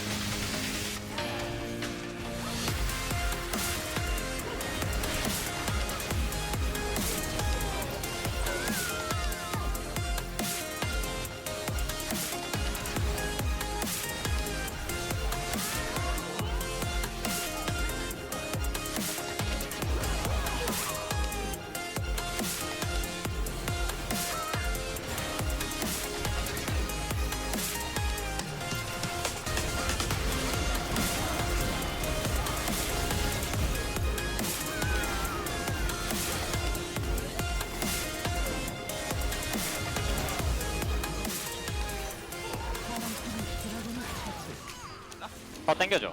나를. 공 쓰면서 볼게. 네이버 저거 풀떠봐. 레 먼저. 야 각조. 좋아. 야 밑보도 불 보여? 더 잡았어. 백끝내 생각하자. 탑텔. 백끝내 생각하자. 아깝게. 현준이 형 이었는데? 나쁘지 않았지. 아 좋았다. 나이스. 한번 잡은 건데 제가 컸다 이거. 컸어. 보라. 걔는 풀이 있어. 빡세다. 방판 조합이다. 나이스. 방판 잘하자. 한판 잘하자. 잡을래? 나공 도는데. 공 줬냐? 가비. Game of the day. There actually cannot be more games today. And it has been, you know, I feel like the level of play in Series 1 was very, very high. Both teams put in a great effort. The level in Series 2 has been a bit all over the place. I'm hoping for a redemption in Game 3 from both sides. Ban's gone up pretty quickly, following a similar trend to that first game with the Mao and Sedge from KT, but HLE going Rumble Renekton instead of Rumble Ivern. Yep, Ivern should be available here because you're not giving Ezreal. Okay, I got scared there a little bit. I didn't want to go that far down that rabbit hole. And he goes for the first pick, Ivern. Just whips it out. Complete confidence from Pioshik here. Puts a lot of value on these AD carry picks. And PDD has been pretty strong on them in both games, getting a ton of kills on both the Lucian and the Corki. So definitely some value there. And the question is, what do Honor Life Esports want to pick up in trade? Certainly not the Shyvana they picked last time. It might be. It won't be. They are not picking Shyvana. Tristana again for Zeka. Got caught out fed way too many times, I feel like, in the last game, but does not want to give over Tristana Ivern to KT. I feel like the common pick is just Brands. It's not Akali jungle, nor is it blind Akali top. But Fiddlesticks? Shyvana? What did I say? There it is! We're back, baby! What part of Game 1 was remotely convincing? You know, even last game, Pioshik hovered the Shyvana. He was like joking about it. Maybe, okay, look. BDD is stunned. They did not expect this. They were like, there's no way they pick Shyvana. What are we going to do? Oh, we'll just lock Corki. Oh, okay. Yeah, so maybe the thought process is Game 1, we had a really rough Gnar performance from Doran, and then Game 2, he picked it again and got POG. Maybe Peanut is inspired. He's like, Game 1, I ran it on Shyvana. Now is the redemption POG angle. That must be the thought process, right? Surely. The Gnar seems pretty fine. Either you're going to force out a top lane pick right away here, like a Cassante or Jax, right? That's another option. The Kennen we saw, although I don't really want to see Kennen anymore in this series. Yeah, I am the distant Kennen, the forever flanking Kennen. Yeah, let's shelve that one for tonight, please. Yeah, they're toying with the idea. They're like, you know what? Maybe a tank with a lot of CC would go well. Nope, we're going Aatrox in this situation. We'll see how that ends up panning out. Obviously, we've seen Aatrox in a decent amount so far. I really feel like Honor Life Esports are really erring on the side of not stability. You know? Like, they're doing everything we didn't necessarily want them to do at all. You know, I've had this thought so many times where, like, teams go on red side and they draft terribly and they're like, man, red side's so weak. I'm like, oh, you could just not pick some of these picks. Okay, the Aatrox isn't that bad, but the Shyvana, Peanut's got some convincing to do is all I'm going to say. We're getting a similar situation where the top side's being picked going into the second set of bans. So a lot of AD carry bans. We're seeing the Senna banned away, Caitlyn banned away. Kalista, does MF get banned or is it Leona in this situation? It has been Kalista, Leona was like the blue side bans second rotation. But will they want to deny the MF? Actually going to ban the Kai'Sa out in this situation. Of course, yes, Kai'Sa. Solid into Zeri, so maybe they're leaning on that. Yeah. Let's see what Viper opts to bring out here. They have a lot of AD, so if he had wanted to go Kai'Sa, which has a bit more AP, that'd be fine.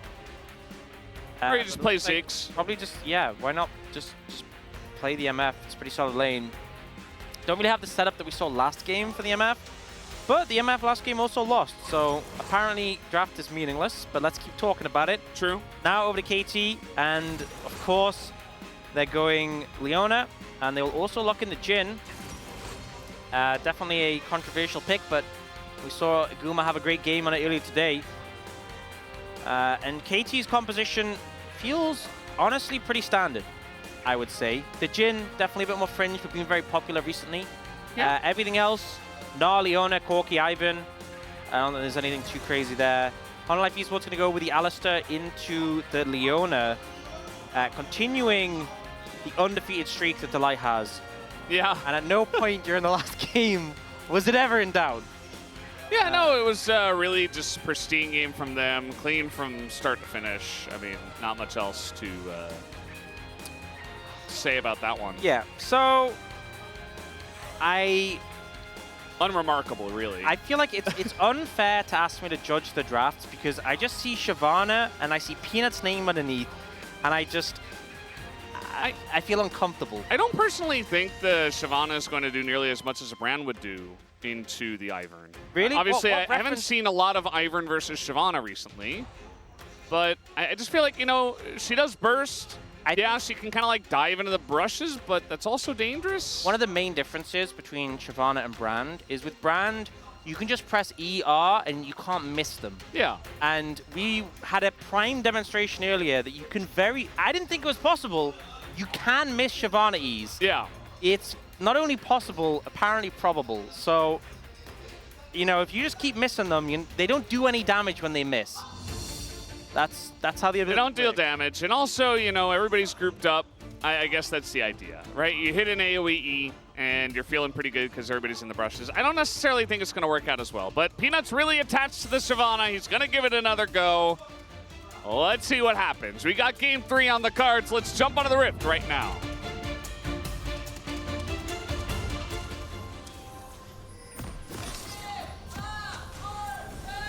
시간차의 확대가 오신 것을 환영합니다.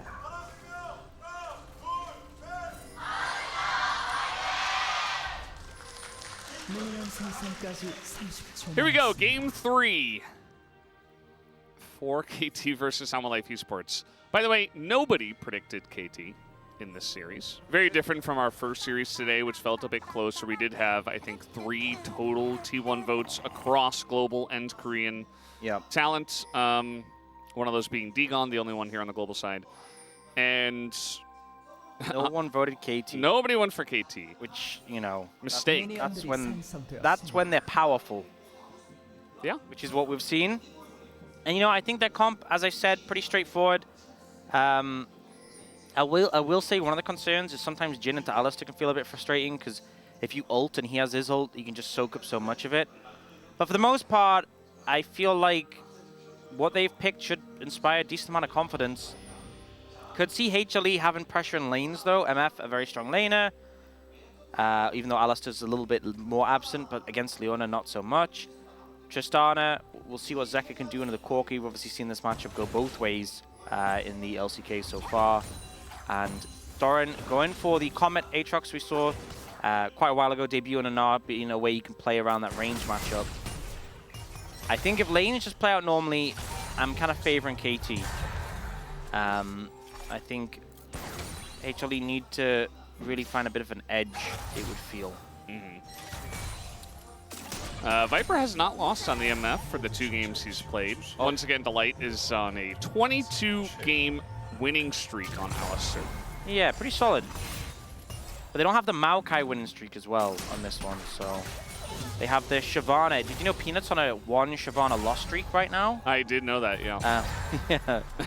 I remember, unfortunately. Well, Deft and Barrel got a bit of an edge so far in the early lane. Zenithblade just misses Viper being able to dodge away from that one. If that hit, though, I feel like... You feel like Delight would just headbutt Barrel and tower? Yeah, probably. He'd just stomp the ground, or hit the ground with his big hands, and then he'd just headbutt him in the turret. Sometimes you throw a Zenith Blade, and you're not really thinking about what's going to happen. You're just trying to see if you can. Yeah. Right?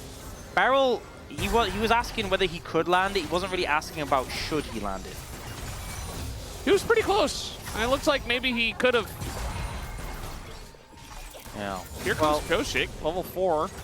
Yeah, well, they're going to try and pressure Peanut. Peanut can just smite this and get out. And it's not good as full jungle, but will be kind of denied away from the Scuttle Crab. And so KT might just try and get a double Scuttle here, potentially. I don't think there's much else for Pyoshik to do. Looks like he will recall now, actually. Yeah, he smited it. Yeah. It's a little bit difficult for... Yeah, difficult for Ivan. I guess maybe in theory you could like set up the bottom Scuttle, run top and smite it and then run back, but yeah, I don't think it's really realistic. So it's a lot of time. Will be the single Scuttle, and Peanut will pick up that one on the top side. Yeah, and for now things are very quiet here in the beginning of the game. I'm somewhat, I'm a bit fearful as for what is going to happen. Who's going to start acting wacky first? Yeah. KT really does just, for some reason, when nobody expects them to win, they just win. Yeah, and when everyone expects them to win, they lose. They lose. Here's Perfect. He's only level 5, so a bit of damage is coming in, but Pyoshik is going to force the flash. Yeah, Perfect winning that pretty hard before Pyoshik even turned up, and then that was just the icing on the cake to secure the flash. Doran being put in the back foot in this matchup so far. And we see mid lane as well, BDD having the edge. Although Zeka should pick up a decent amount of farm on the back of this wave. Not sure if he'll fully match the CS. We've seen that bot as well. Viper down in farm by about 7. Well, 7 if Viper gets all these CS. Zeka did get all the farm for that wave, so looks like he's fine. Yeah, pretty calm. Nobody's bought a cull just yet. Although a lot of different champs could. Peanut gonna steal away this prepped Wolf Camp. Devastating. Feels bad, Ivern. He's about to come back and pick it up. Oh no. His friends are gone. Devastating. Yeah. He had the smite as well. He could have just nabbed it. BDD is going to see Peanut and he's going to go for a little trade. Get out of here. Amount of damage. Yeah, I said little trade. Yeah, he's Valkyring in. Kind of dropped a couple of autos. He's not going to flash into that one. But a huge chunk already. Peanut demonstrating the walk strategy there. Wow. Zeka too. Did a little pirouette. Very slow, no boots. No run. No boots, but still has the moves. Yeah. You know? I'm a little bit concerned about Doran's Aatrox. Yeah?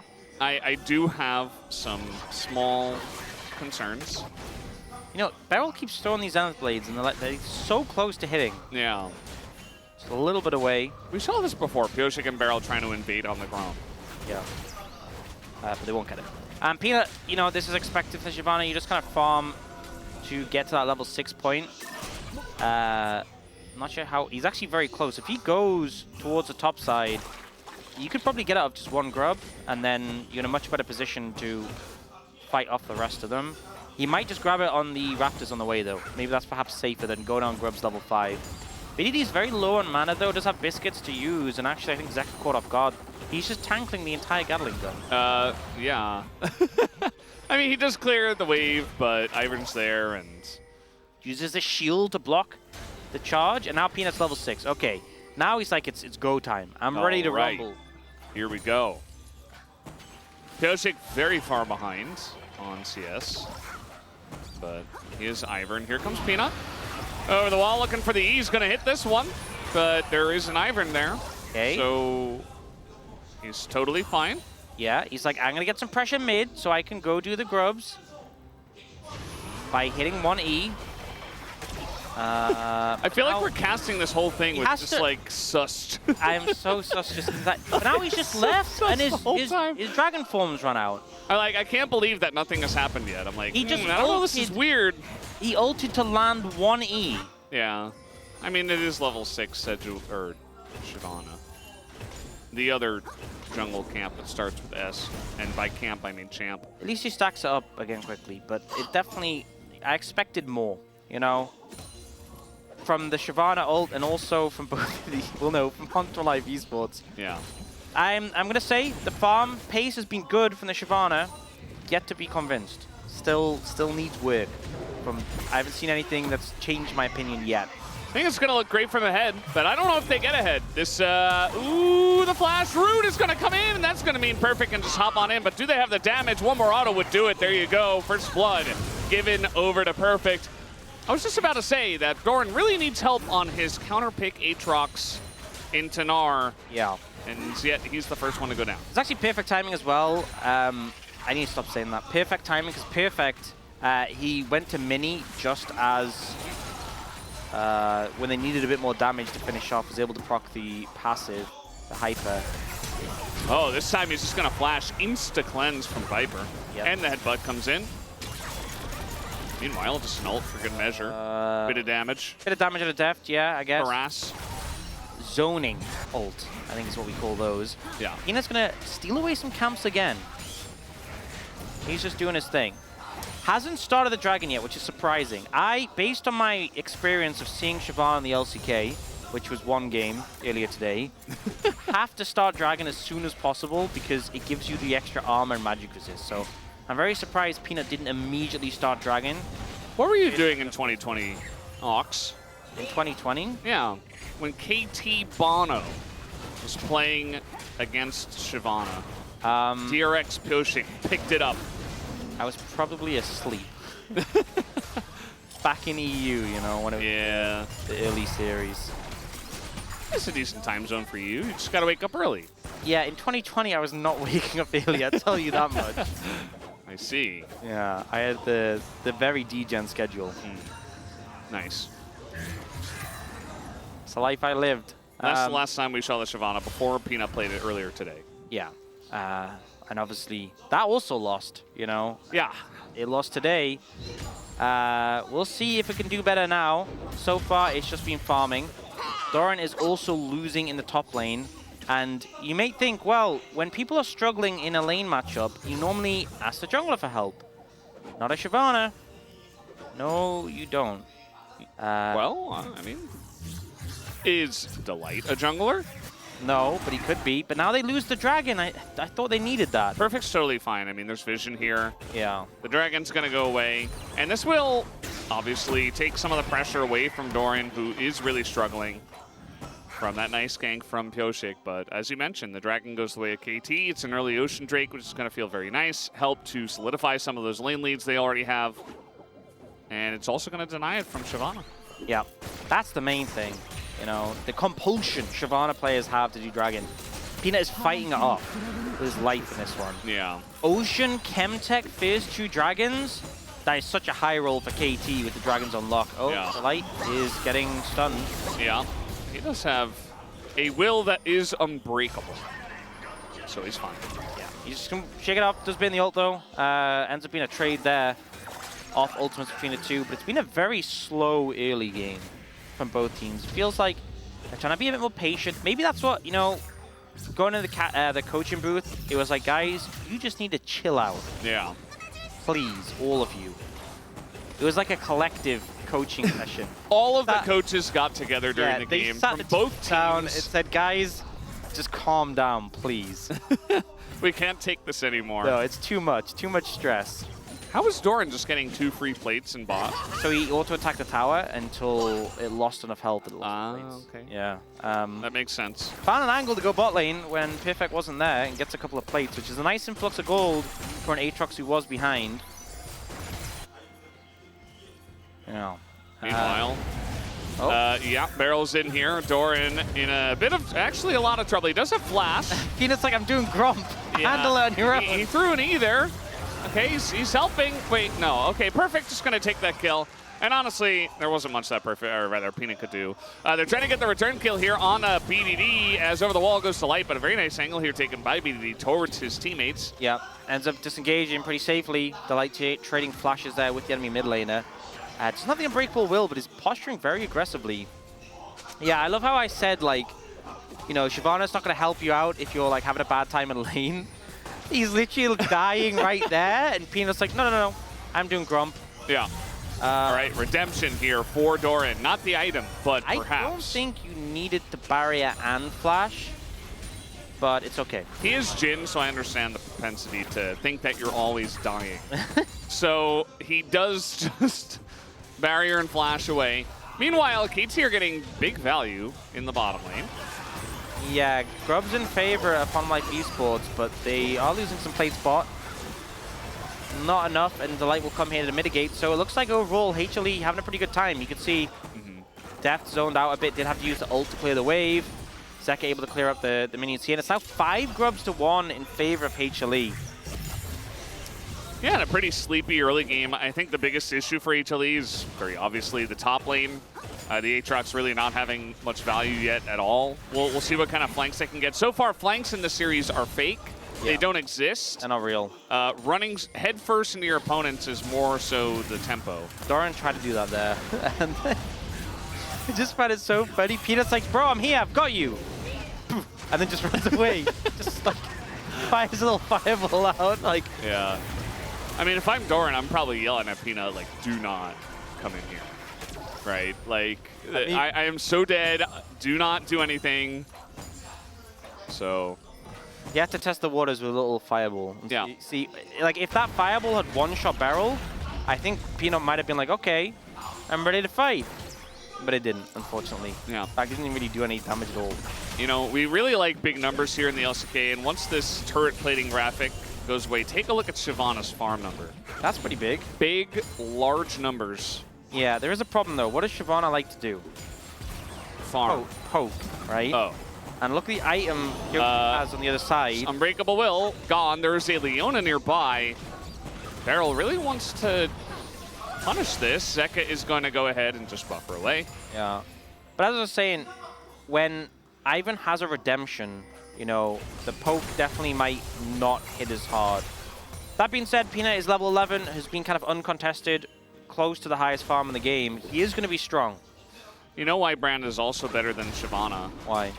Because you just build Oblivion Orb and it stays on them for about 8 years. That is true. So when you're trying to redemption, it's like, well, okay, there's still anti-healing on him. Yeah, but Shyvana's a cool dragon and Brand's just a burning man, so... Yeah, that's true. Yeah. There is a big difference in levels of cool. Hey, isn't that why you pick champions? I'm pretty sure every person who has ever made a champion made that champion because I thought it was cool. Okay, well, look at the difference in CS. Yep. Look at the number. Big number difference. And oh, this could be it. Peanut's time to get a dragon. Those extra resists. He's so ready. Look at him. Ready and waiting. Look at the zoom in. He's dialed in. Oh, come on, yeah. Come here. Look at that, 83 armor and 80 MR. Spotted. And then watch, it's about to happen. Are you ready? Strong is so dialed in too. Are you ready? I'm ready. Are you ready? I'm ready. +5, baby. +5? +5 in... By the way, it's not +5 to just one of them. +5 to both armor and MR. Oh, he almost broke the shield. Wow, there was a second shield. He almost did it. Yeah. But like it exploded. Now he only has Spear of Shojin right now. So. Yeah, he's not doing that much AP damage. Soon. We're ready. We're waiting. Yeah. There is a point in the game where the Shyvana will, in theory, do damage. And we will hopefully approach that point for Peanut's sake. But he did get +5 armor and MR, and I feel like that's a big talking point. You know who doesn't? Is Brand. Oh. Brand doesn't have that mechanic with the dragons. Yeah, he doesn't get the free armor and MR. Yeah. That's kind of lame, actually. It's honestly not as cool as Shyvana's mechanic, I'd say. Yeah, I think that's a big selling point for me, honestly. Yeah. I think, and now you can see Peanut running about having a great time. Yeah. You know, I like the circles that Brand has, but Shyvana also has circles. Yeah. Right? Also, Shyvana E and Brand Q is basically different impact, the human form E, but they kind of look the same, you know? Yeah. Kind of. Except Brand stun. Fireball. Shyvana does nothing until she's ulted. All right, here it comes. Level 11. Time. Okay. Shyvana impact. Okay. I really do feel like both coaches, like, sat him down and they're like, no, you're not going to play like that again. It's not happening a third time. That root hit a minion. What is going on? You know, at least they're not doing the wacky stuff. Yeah. So I think that's the main takeaway. It could be wackier than this. They did That show was the gold funny. totals, and I know we saw the minion farm totals, but after seeing the gold totals, Peanut almost has as much gold as Zeka. Yeah, I mean, that's true, but also, okay, hear me out, hear me out. The total gold is even because Perfect's super ahead in top lane, right? Yes. And, you know, this was a discussion on the desk before. If a Kennen is flanking but never shows up, was the engage real? Okay, I'm gonna posit another question towards you, Brendan. If Valid. Shyvana is fed but never lands an E, is she really fed? The answer is no, unfortunately. So that's the thing we have to concern ourselves with. I thought he was going to go back and buy a full Leandries, but he only bought a couple of components. First Shojin is pretty expensive. Yeah. Barrel's just like, okay, I've had enough. I am getting in there. We are fighting. Yoshik is 3 levels down. Okay, I'm ready to say it. If we don't see the Shyvana have an impact in carry, I think Peanut's is cooked. Well, not Peanut's cooked, but the pick is cooked for Peanut. Yeah. There's no other way to spin it. This is the best case scenario. You have double the enemy jungler CS, basically. You are monster fed. You're a couple of levels up. You got the 5. He got an extra CS. Extra CS, 5 extra MR, Oh, and another one? an armor from the Yeah. dragon. I want to see this dragon do something. Any second now. Yeah, I mean, we haven't really had a fight at all. It's Infernal Soul. Again, we've been really blessed with the Drakes today. Yeah, this is one of the problems, though, because you see Pyoshik has 2 items. I think this is a pretty good combo at Yeah. stopping poke damage. It is. And so are the shields that get stronger as well. Yeah. And, yeah, they didn't get the Chemtech Drake. So that's nice for HLE, I guess. True. Oh, the ward's just outside of range of the control ward. That's pixel perfect. Yeah. Some good warding. Keep saying perfect. Good job, Delay. Yeah. I feel like the problem is we said it a lot ironically in this series, or well, sarcastically, but we've also said it seriously. And there's also a player called Perfect. It's been like a triple whammy. Yeah. It's difficult. Yeah, I don't... It's also game 6 of the day, you know, it's kind of getting late. I wonder if that's what happened to Doran as well. That started in game 4, you know? There's no excuse for that. Yeah, Doran with the redemption arc. Game 2 POG into not so hot. He nearly killed that control board, though. That's good. Yeah. Yeah. Unfortunately for him, he doesn't do well into the Gnar. He's also 2,000 gold down. I don't think anyone does good in the Gnar. And he's not good into the Corki either. So he's kind of just catching waves. And If you try and lane against Barrel, I think you'd probably do okay in that matchup. Oh, there's a route to come down. But both of these teams have sworn off engaging in Game 3. So they say, yeah, we got a decent route, but we're not going to go that deep. That's risky. Maybe both the coaches were like, okay, don't engage in stupid fights. Let the other team int into you. They're just both waiting. Oh, perfect counter. Okay, we're just going to hop into the enemy team, but it is Meganar. That's only an ult on a Peanut. That's not great. He's just going to flash away and wait for it. Huge. Gonna knock on a depth. Oh, he's dead. Down will go Peanut, and Delight also gonna go in, but Perfect pretty low. Doesn't matter. Redemption comes in, and now Doran on this Aatrox trying to do some damage. He is in that front line, but a couple of kills now for Deft, who is just untouched in this fight, and now Doran finally goes down. And the ult is going to be utilized. Nice cleanse on the slow here from Viper to get him away, but that's a one fight to KT Rolster. I think it's pretty clear both of the junglers had some impact in that fight, but one had a lot more than the other, and it wasn't the one with 213 CS. The Moonstone Redemption value there, absolutely massive for KT. They managed to hang through and clean up. And now, second Dragon going over to them. We'll see, you know, it's not the greatest start from Perfect here. Hops in, only gets to get engaged on. Gets the ult on a Peanut. But I think the key thing is we start to see damage come down from Hanum Life Esports. Peanut gets some poke in, right? But in this final gauge, look at the heal that comes in for the Redemption. Everyone tries to get in it. It's like 4 members getting about 400 HP. It's the difference between Pyosik surviving for a bit longer here, so Viper has to finish him off. It's a difference between Perfect actually ending up living here. It made such a big difference in this fight. Yeah. Whereas the Shyvana, you know, double the CS, I don't even, you know, nothing. Nothing, I'm not convinced. We said you had to do a lot to convince us. That was not it. And now KT are like, let's just start the Baron. Yeah, I mean...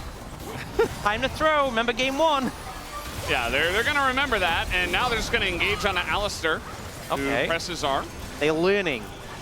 Peanut, he's got an ult available. Nice sidestep from Viper. He really wants to win this one. Yeah, the strut coming in, a lot of value on the MF just to be able to dodge away from things like a Leona ult thrown out with no setup. It's only a slight goal lead for KT. They definitely don't have a significant enough lead to start at Baron, but they will anyway. Oh, the root here. Oh no, Zeka. He is just Omega caught, and down he will go. I think that's enough. That's enough for you to start at Baron. Yeah. We see Delight has no ult, remember, but he is trying to find an angle on the flank. Peanut has his ult. This is the time. They're all in the pit. This is perfect Shyvana angle. There's just no way. I mean, KT, like, yeah, they'd like to group around these rushes, but they've got them split up. Perfect is going to get engaged on, and now we got the Wombo combo coming in. Pyosik goes down, but so does Doran immediately. And Viper's dead. And in the 5v4, it's looking pretty good for the side of KT as Def gets away from the Dragon. He lands the shot on the Peanut, keeps him slowed. Will miss the 4th shot, but Perfect will get the job done, and that is only Delight left up. As KT rolls through, they say, we don't need the Baron. We'll just take the fight. Yep, they'll just pick up Delight on the back end. They can't really do Baron right now with Pyosik dead. They'll just chase down the Alistair. Delight, not much you can do. Oh, BDD! BDD can get the kill. Woohoo! So, Shyvana, it looked better this fight, and yet it didn't do anything. Zeka, no words. It was one auto, and then he gets rooted by Jhin. Yeah, and then here, you get this huge engage from Delight. Look at the massive knock-up into Shyvana, into the MF ult. Only Pyosik dies, and then he redemptions Death, and that allows Death to survive with some dodging, dipping, and a bit of healing. So, with that, I think you can safely say, I mean, I know it's about the poke, right, the Shyvana? Baron. But that engage looked huge value, and they killed one person. Yeah, I mean, they were down a member. They didn't have their Tristana, which certainly did make a big impact. But it still means that KT Rolster will move ahead. And we're going to have a chance where nobody predicts the winner of the series. Doesn't happen very often. Now, KT haven't won this yet, but they are in prime position now to take down a bunch of these turrets. They're barreling down the mid lane. Yeah, oh, look at that from Peanut. No, not convinced though. Yeah, again, the issue is like, okay, you're not really breaking into these brushes very well. Yeah, you're not really doing that much damage. The shielding is there. He went double Amped home. I feel like an Oblivion Orb would have been a decent buy, because with Liandry's, you keep it applied for a while. They just keep Redemption out-healing all the damage you've done in a fight with Redemption Moonstone. It keeps happening. They got red buff, though. Yeah. They did get the red buff, but they... Okay, Peanut's going to kill a ward. Meanwhile, the mid-tier 2 is going down. I'm not sure if they would have been able to really stop that. Yeah, top tier 2 probably going to go down in a second as well. It's very low. Oh, Peanut's looking for an angle. What about the Infernal Drake? Yeah. Forget about it. Forget about it.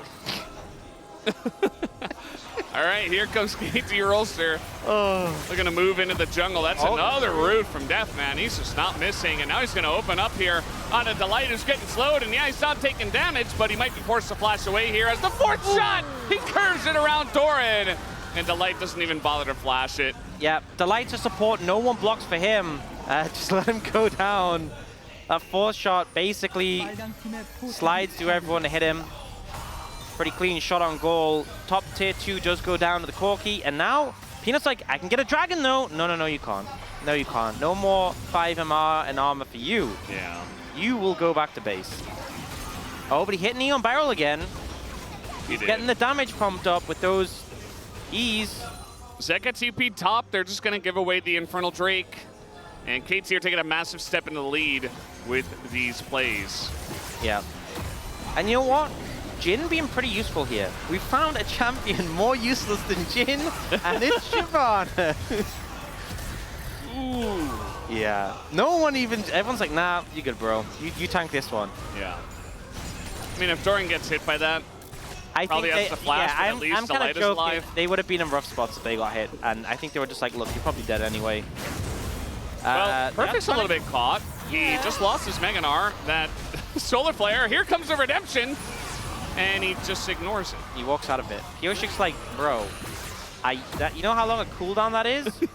And then you look at his inventory and you realize it's not actually that long. So I just used this on you. yeah, He just ran out of it. yeah. It was a zoning redemption. Oh no. Wait. Oh, Wait, what? Peanut? Yeah, no, he's just dead. He didn't have any vision. He's like, no, I gotta do the Raptors again. He's addicted to farming. he's 252 CS for this. Oh, that's gonna be a very nice engage here from the side of Barrel. This is why this Leona is so good into MF. You can immediately just pull the trigger, and there's not much that Viper can do, as Zeka has to hop away.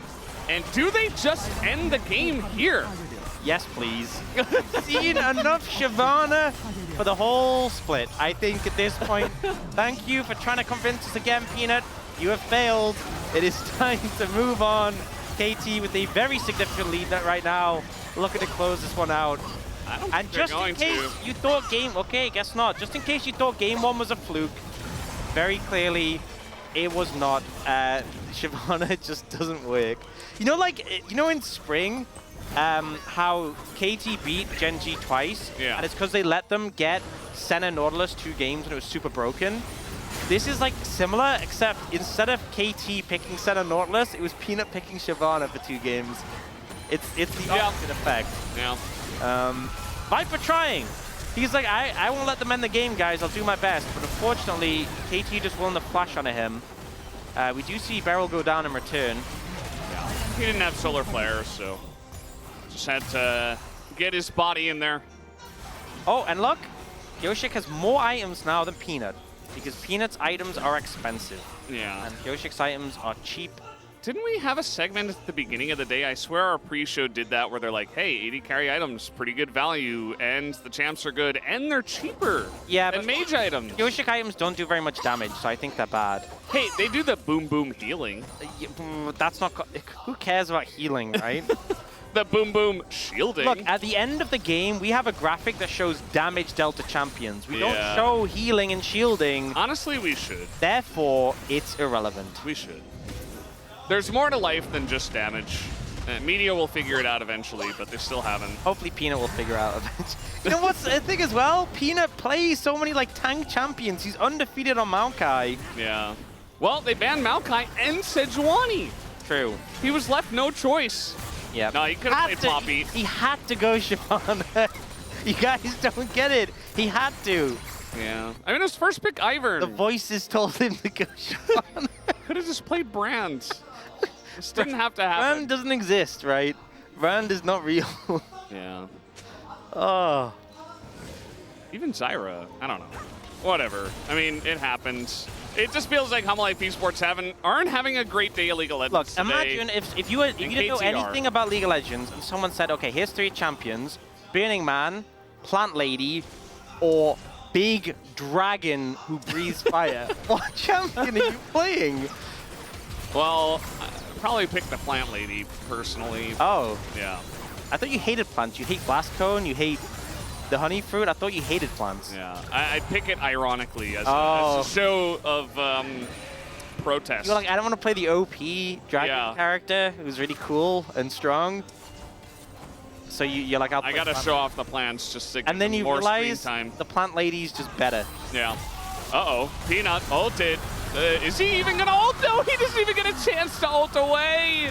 It just gets even more sad. I thought we were done.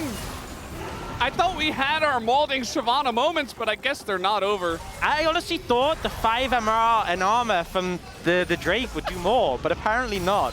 Apparently it does. Oh, no.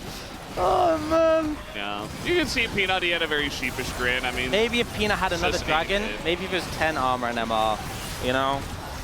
Potentially. well, That's other numbers, it's 2 Barons for KT. And it's about to be 3 Infernal Drakes, which will equal an Infernal Soul. Yeah. Yeah. Infernal Soul with Corki, Jin. Pretty good. Doran is just like, I'm TPing top. I'm out. Yeah, he's had enough. I think they've all had enough. Oh, man. Yeah, well, they're up against Infernal Soul. It's an 8k gold deficit. We have an IE for both Corki and Jin. Deft even has a red pot. I think it's pretty done. I think the game is over. And yet, I still see things happening in front of me. The Nexus is alive. Yeah. We'll see what if Life Esports can pull off the miracle defense against all odds. I will not hold my breath. Well, they have decent wave clear with Shyvana and MF. I feel like they should try to make some That's sort the pitch. of... That's what Shyvana does. She's there for wave clear. Yeah. Oh, here we go. It broke the shield. It did, yeah.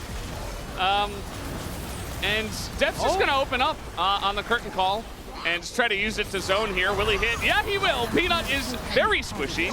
That does a lot more damage than Peanut's Fire Breath. Oh, look at that. Oh, that was pretty good. Yeah, they're Okay. like 70% HP. Uh-oh. Wait, it's that redemption item. Oh, Wait, no. man, no. They're all healed. Unlucky. Uh-oh, Viper. Oh, he has to flash. And the flash on in from Doran just to add insult to injury. They get in the backline, does Barrel.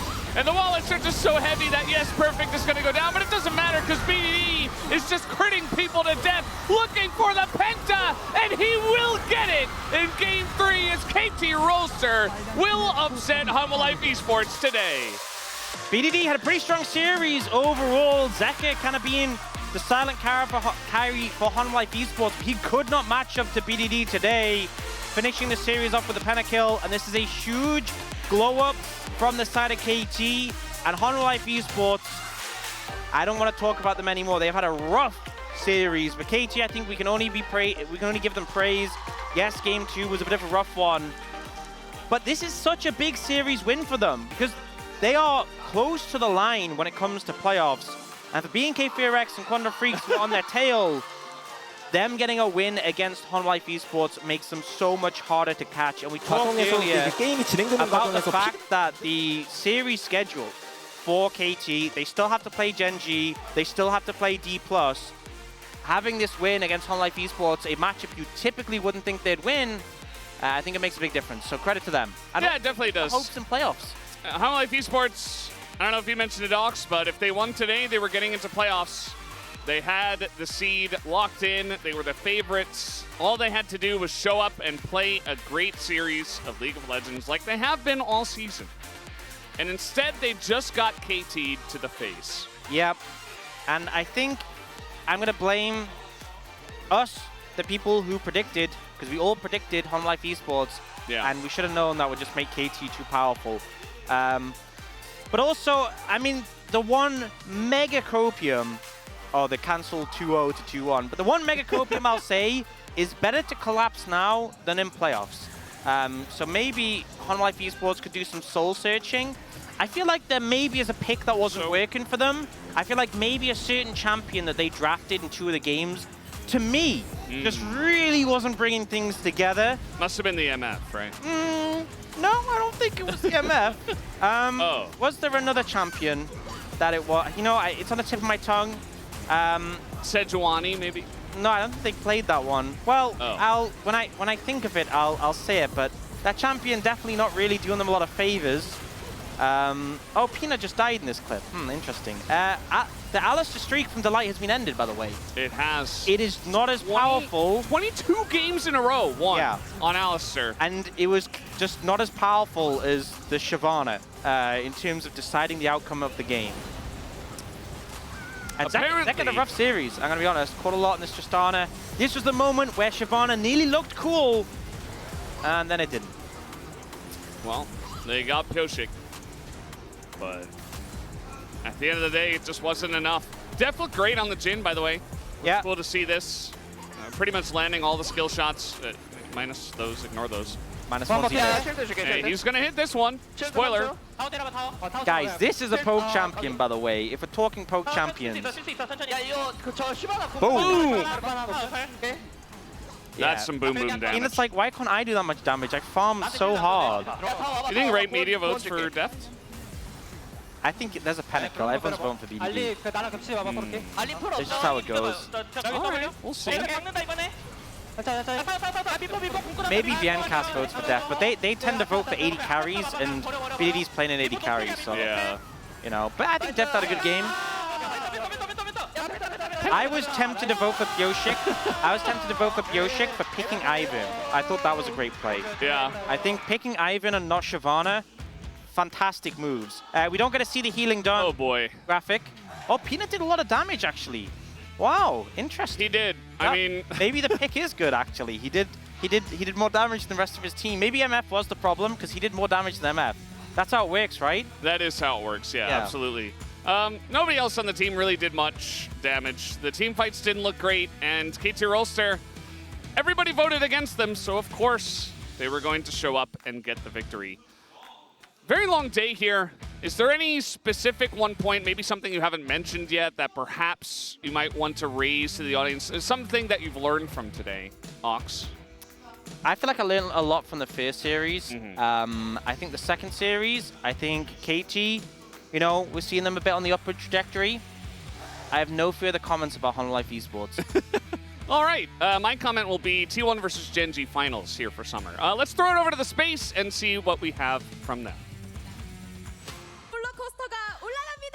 Thank you very much, guys. This is Jisung for the POG interview translation. This time around, we are joined by the solo POG on the side of KT Rolster after their victory up against Hololive Esports. Congratulations! BDD, you guys take down Hololive Esports, a second place team right now with a 2-1 score. And also, by winning this double POG, now you are tied at the first place for the POG standings. Well, today we focused more on kind of ramping up our performance, but I'm so glad that we managed to also take the win. And KT Rolster, the only team you guys failed to kind of defeat this year long was Hololive, and you finally managed to overcome that. What do you think was the key factor in the victory?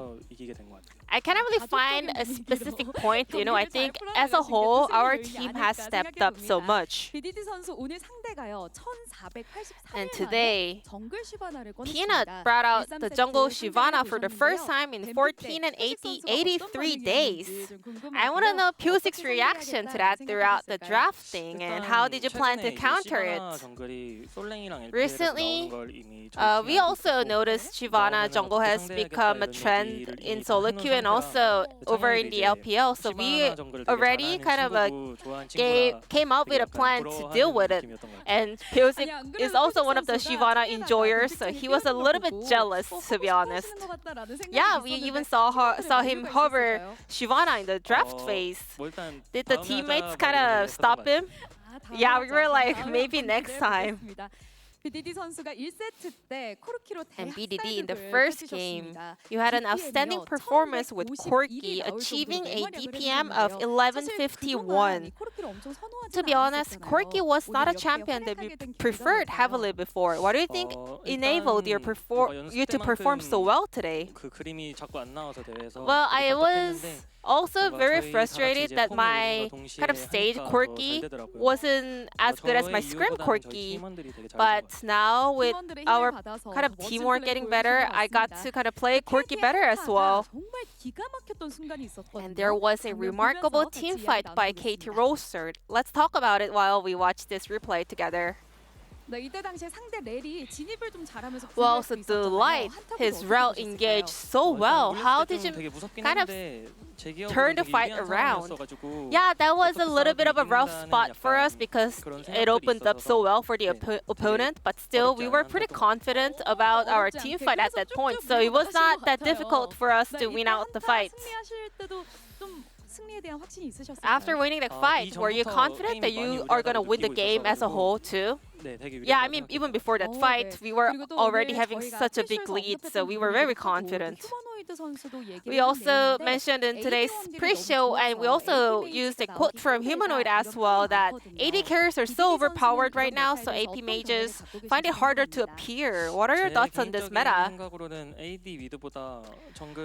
I personally think that compared to the AD champions, with comparing the AD champions and AP champions, I actually think the scaling wise AD champions are better. So yeah, I think they're stronger for now. And in game 3, Shyvana showcased a very strong jungle farming, focusing heavily on her own growth, but you also scaled so well. What was the focal point? Well, nothing really comes to mind right now. I just focused on, my own play, but I think my teammates also did a fantastic job playing out the entire game. Now, here is the game-ending team fight. This is your second pentakill in your entire career. How do you feel about that? I was just picking up kills, and then it was a consecutive kill, and then I realized it was my penta. My first penta, I was not even aware of it, but this time around I was pretty conscious about the fact that I'm picking up a penta, and I'm really happy. And we had a very long day here at Low Park. We had 6 games total, and some of them even missed their train back home. Anything you want to say to the K2 Roaster fans? Today we were able to take down one of the strong teams in the LCK, but we will not let our guards down and make sure to keep the best form possible for the playoffs. And this will be the end of the interview with BDD, and back to the space. Thank you.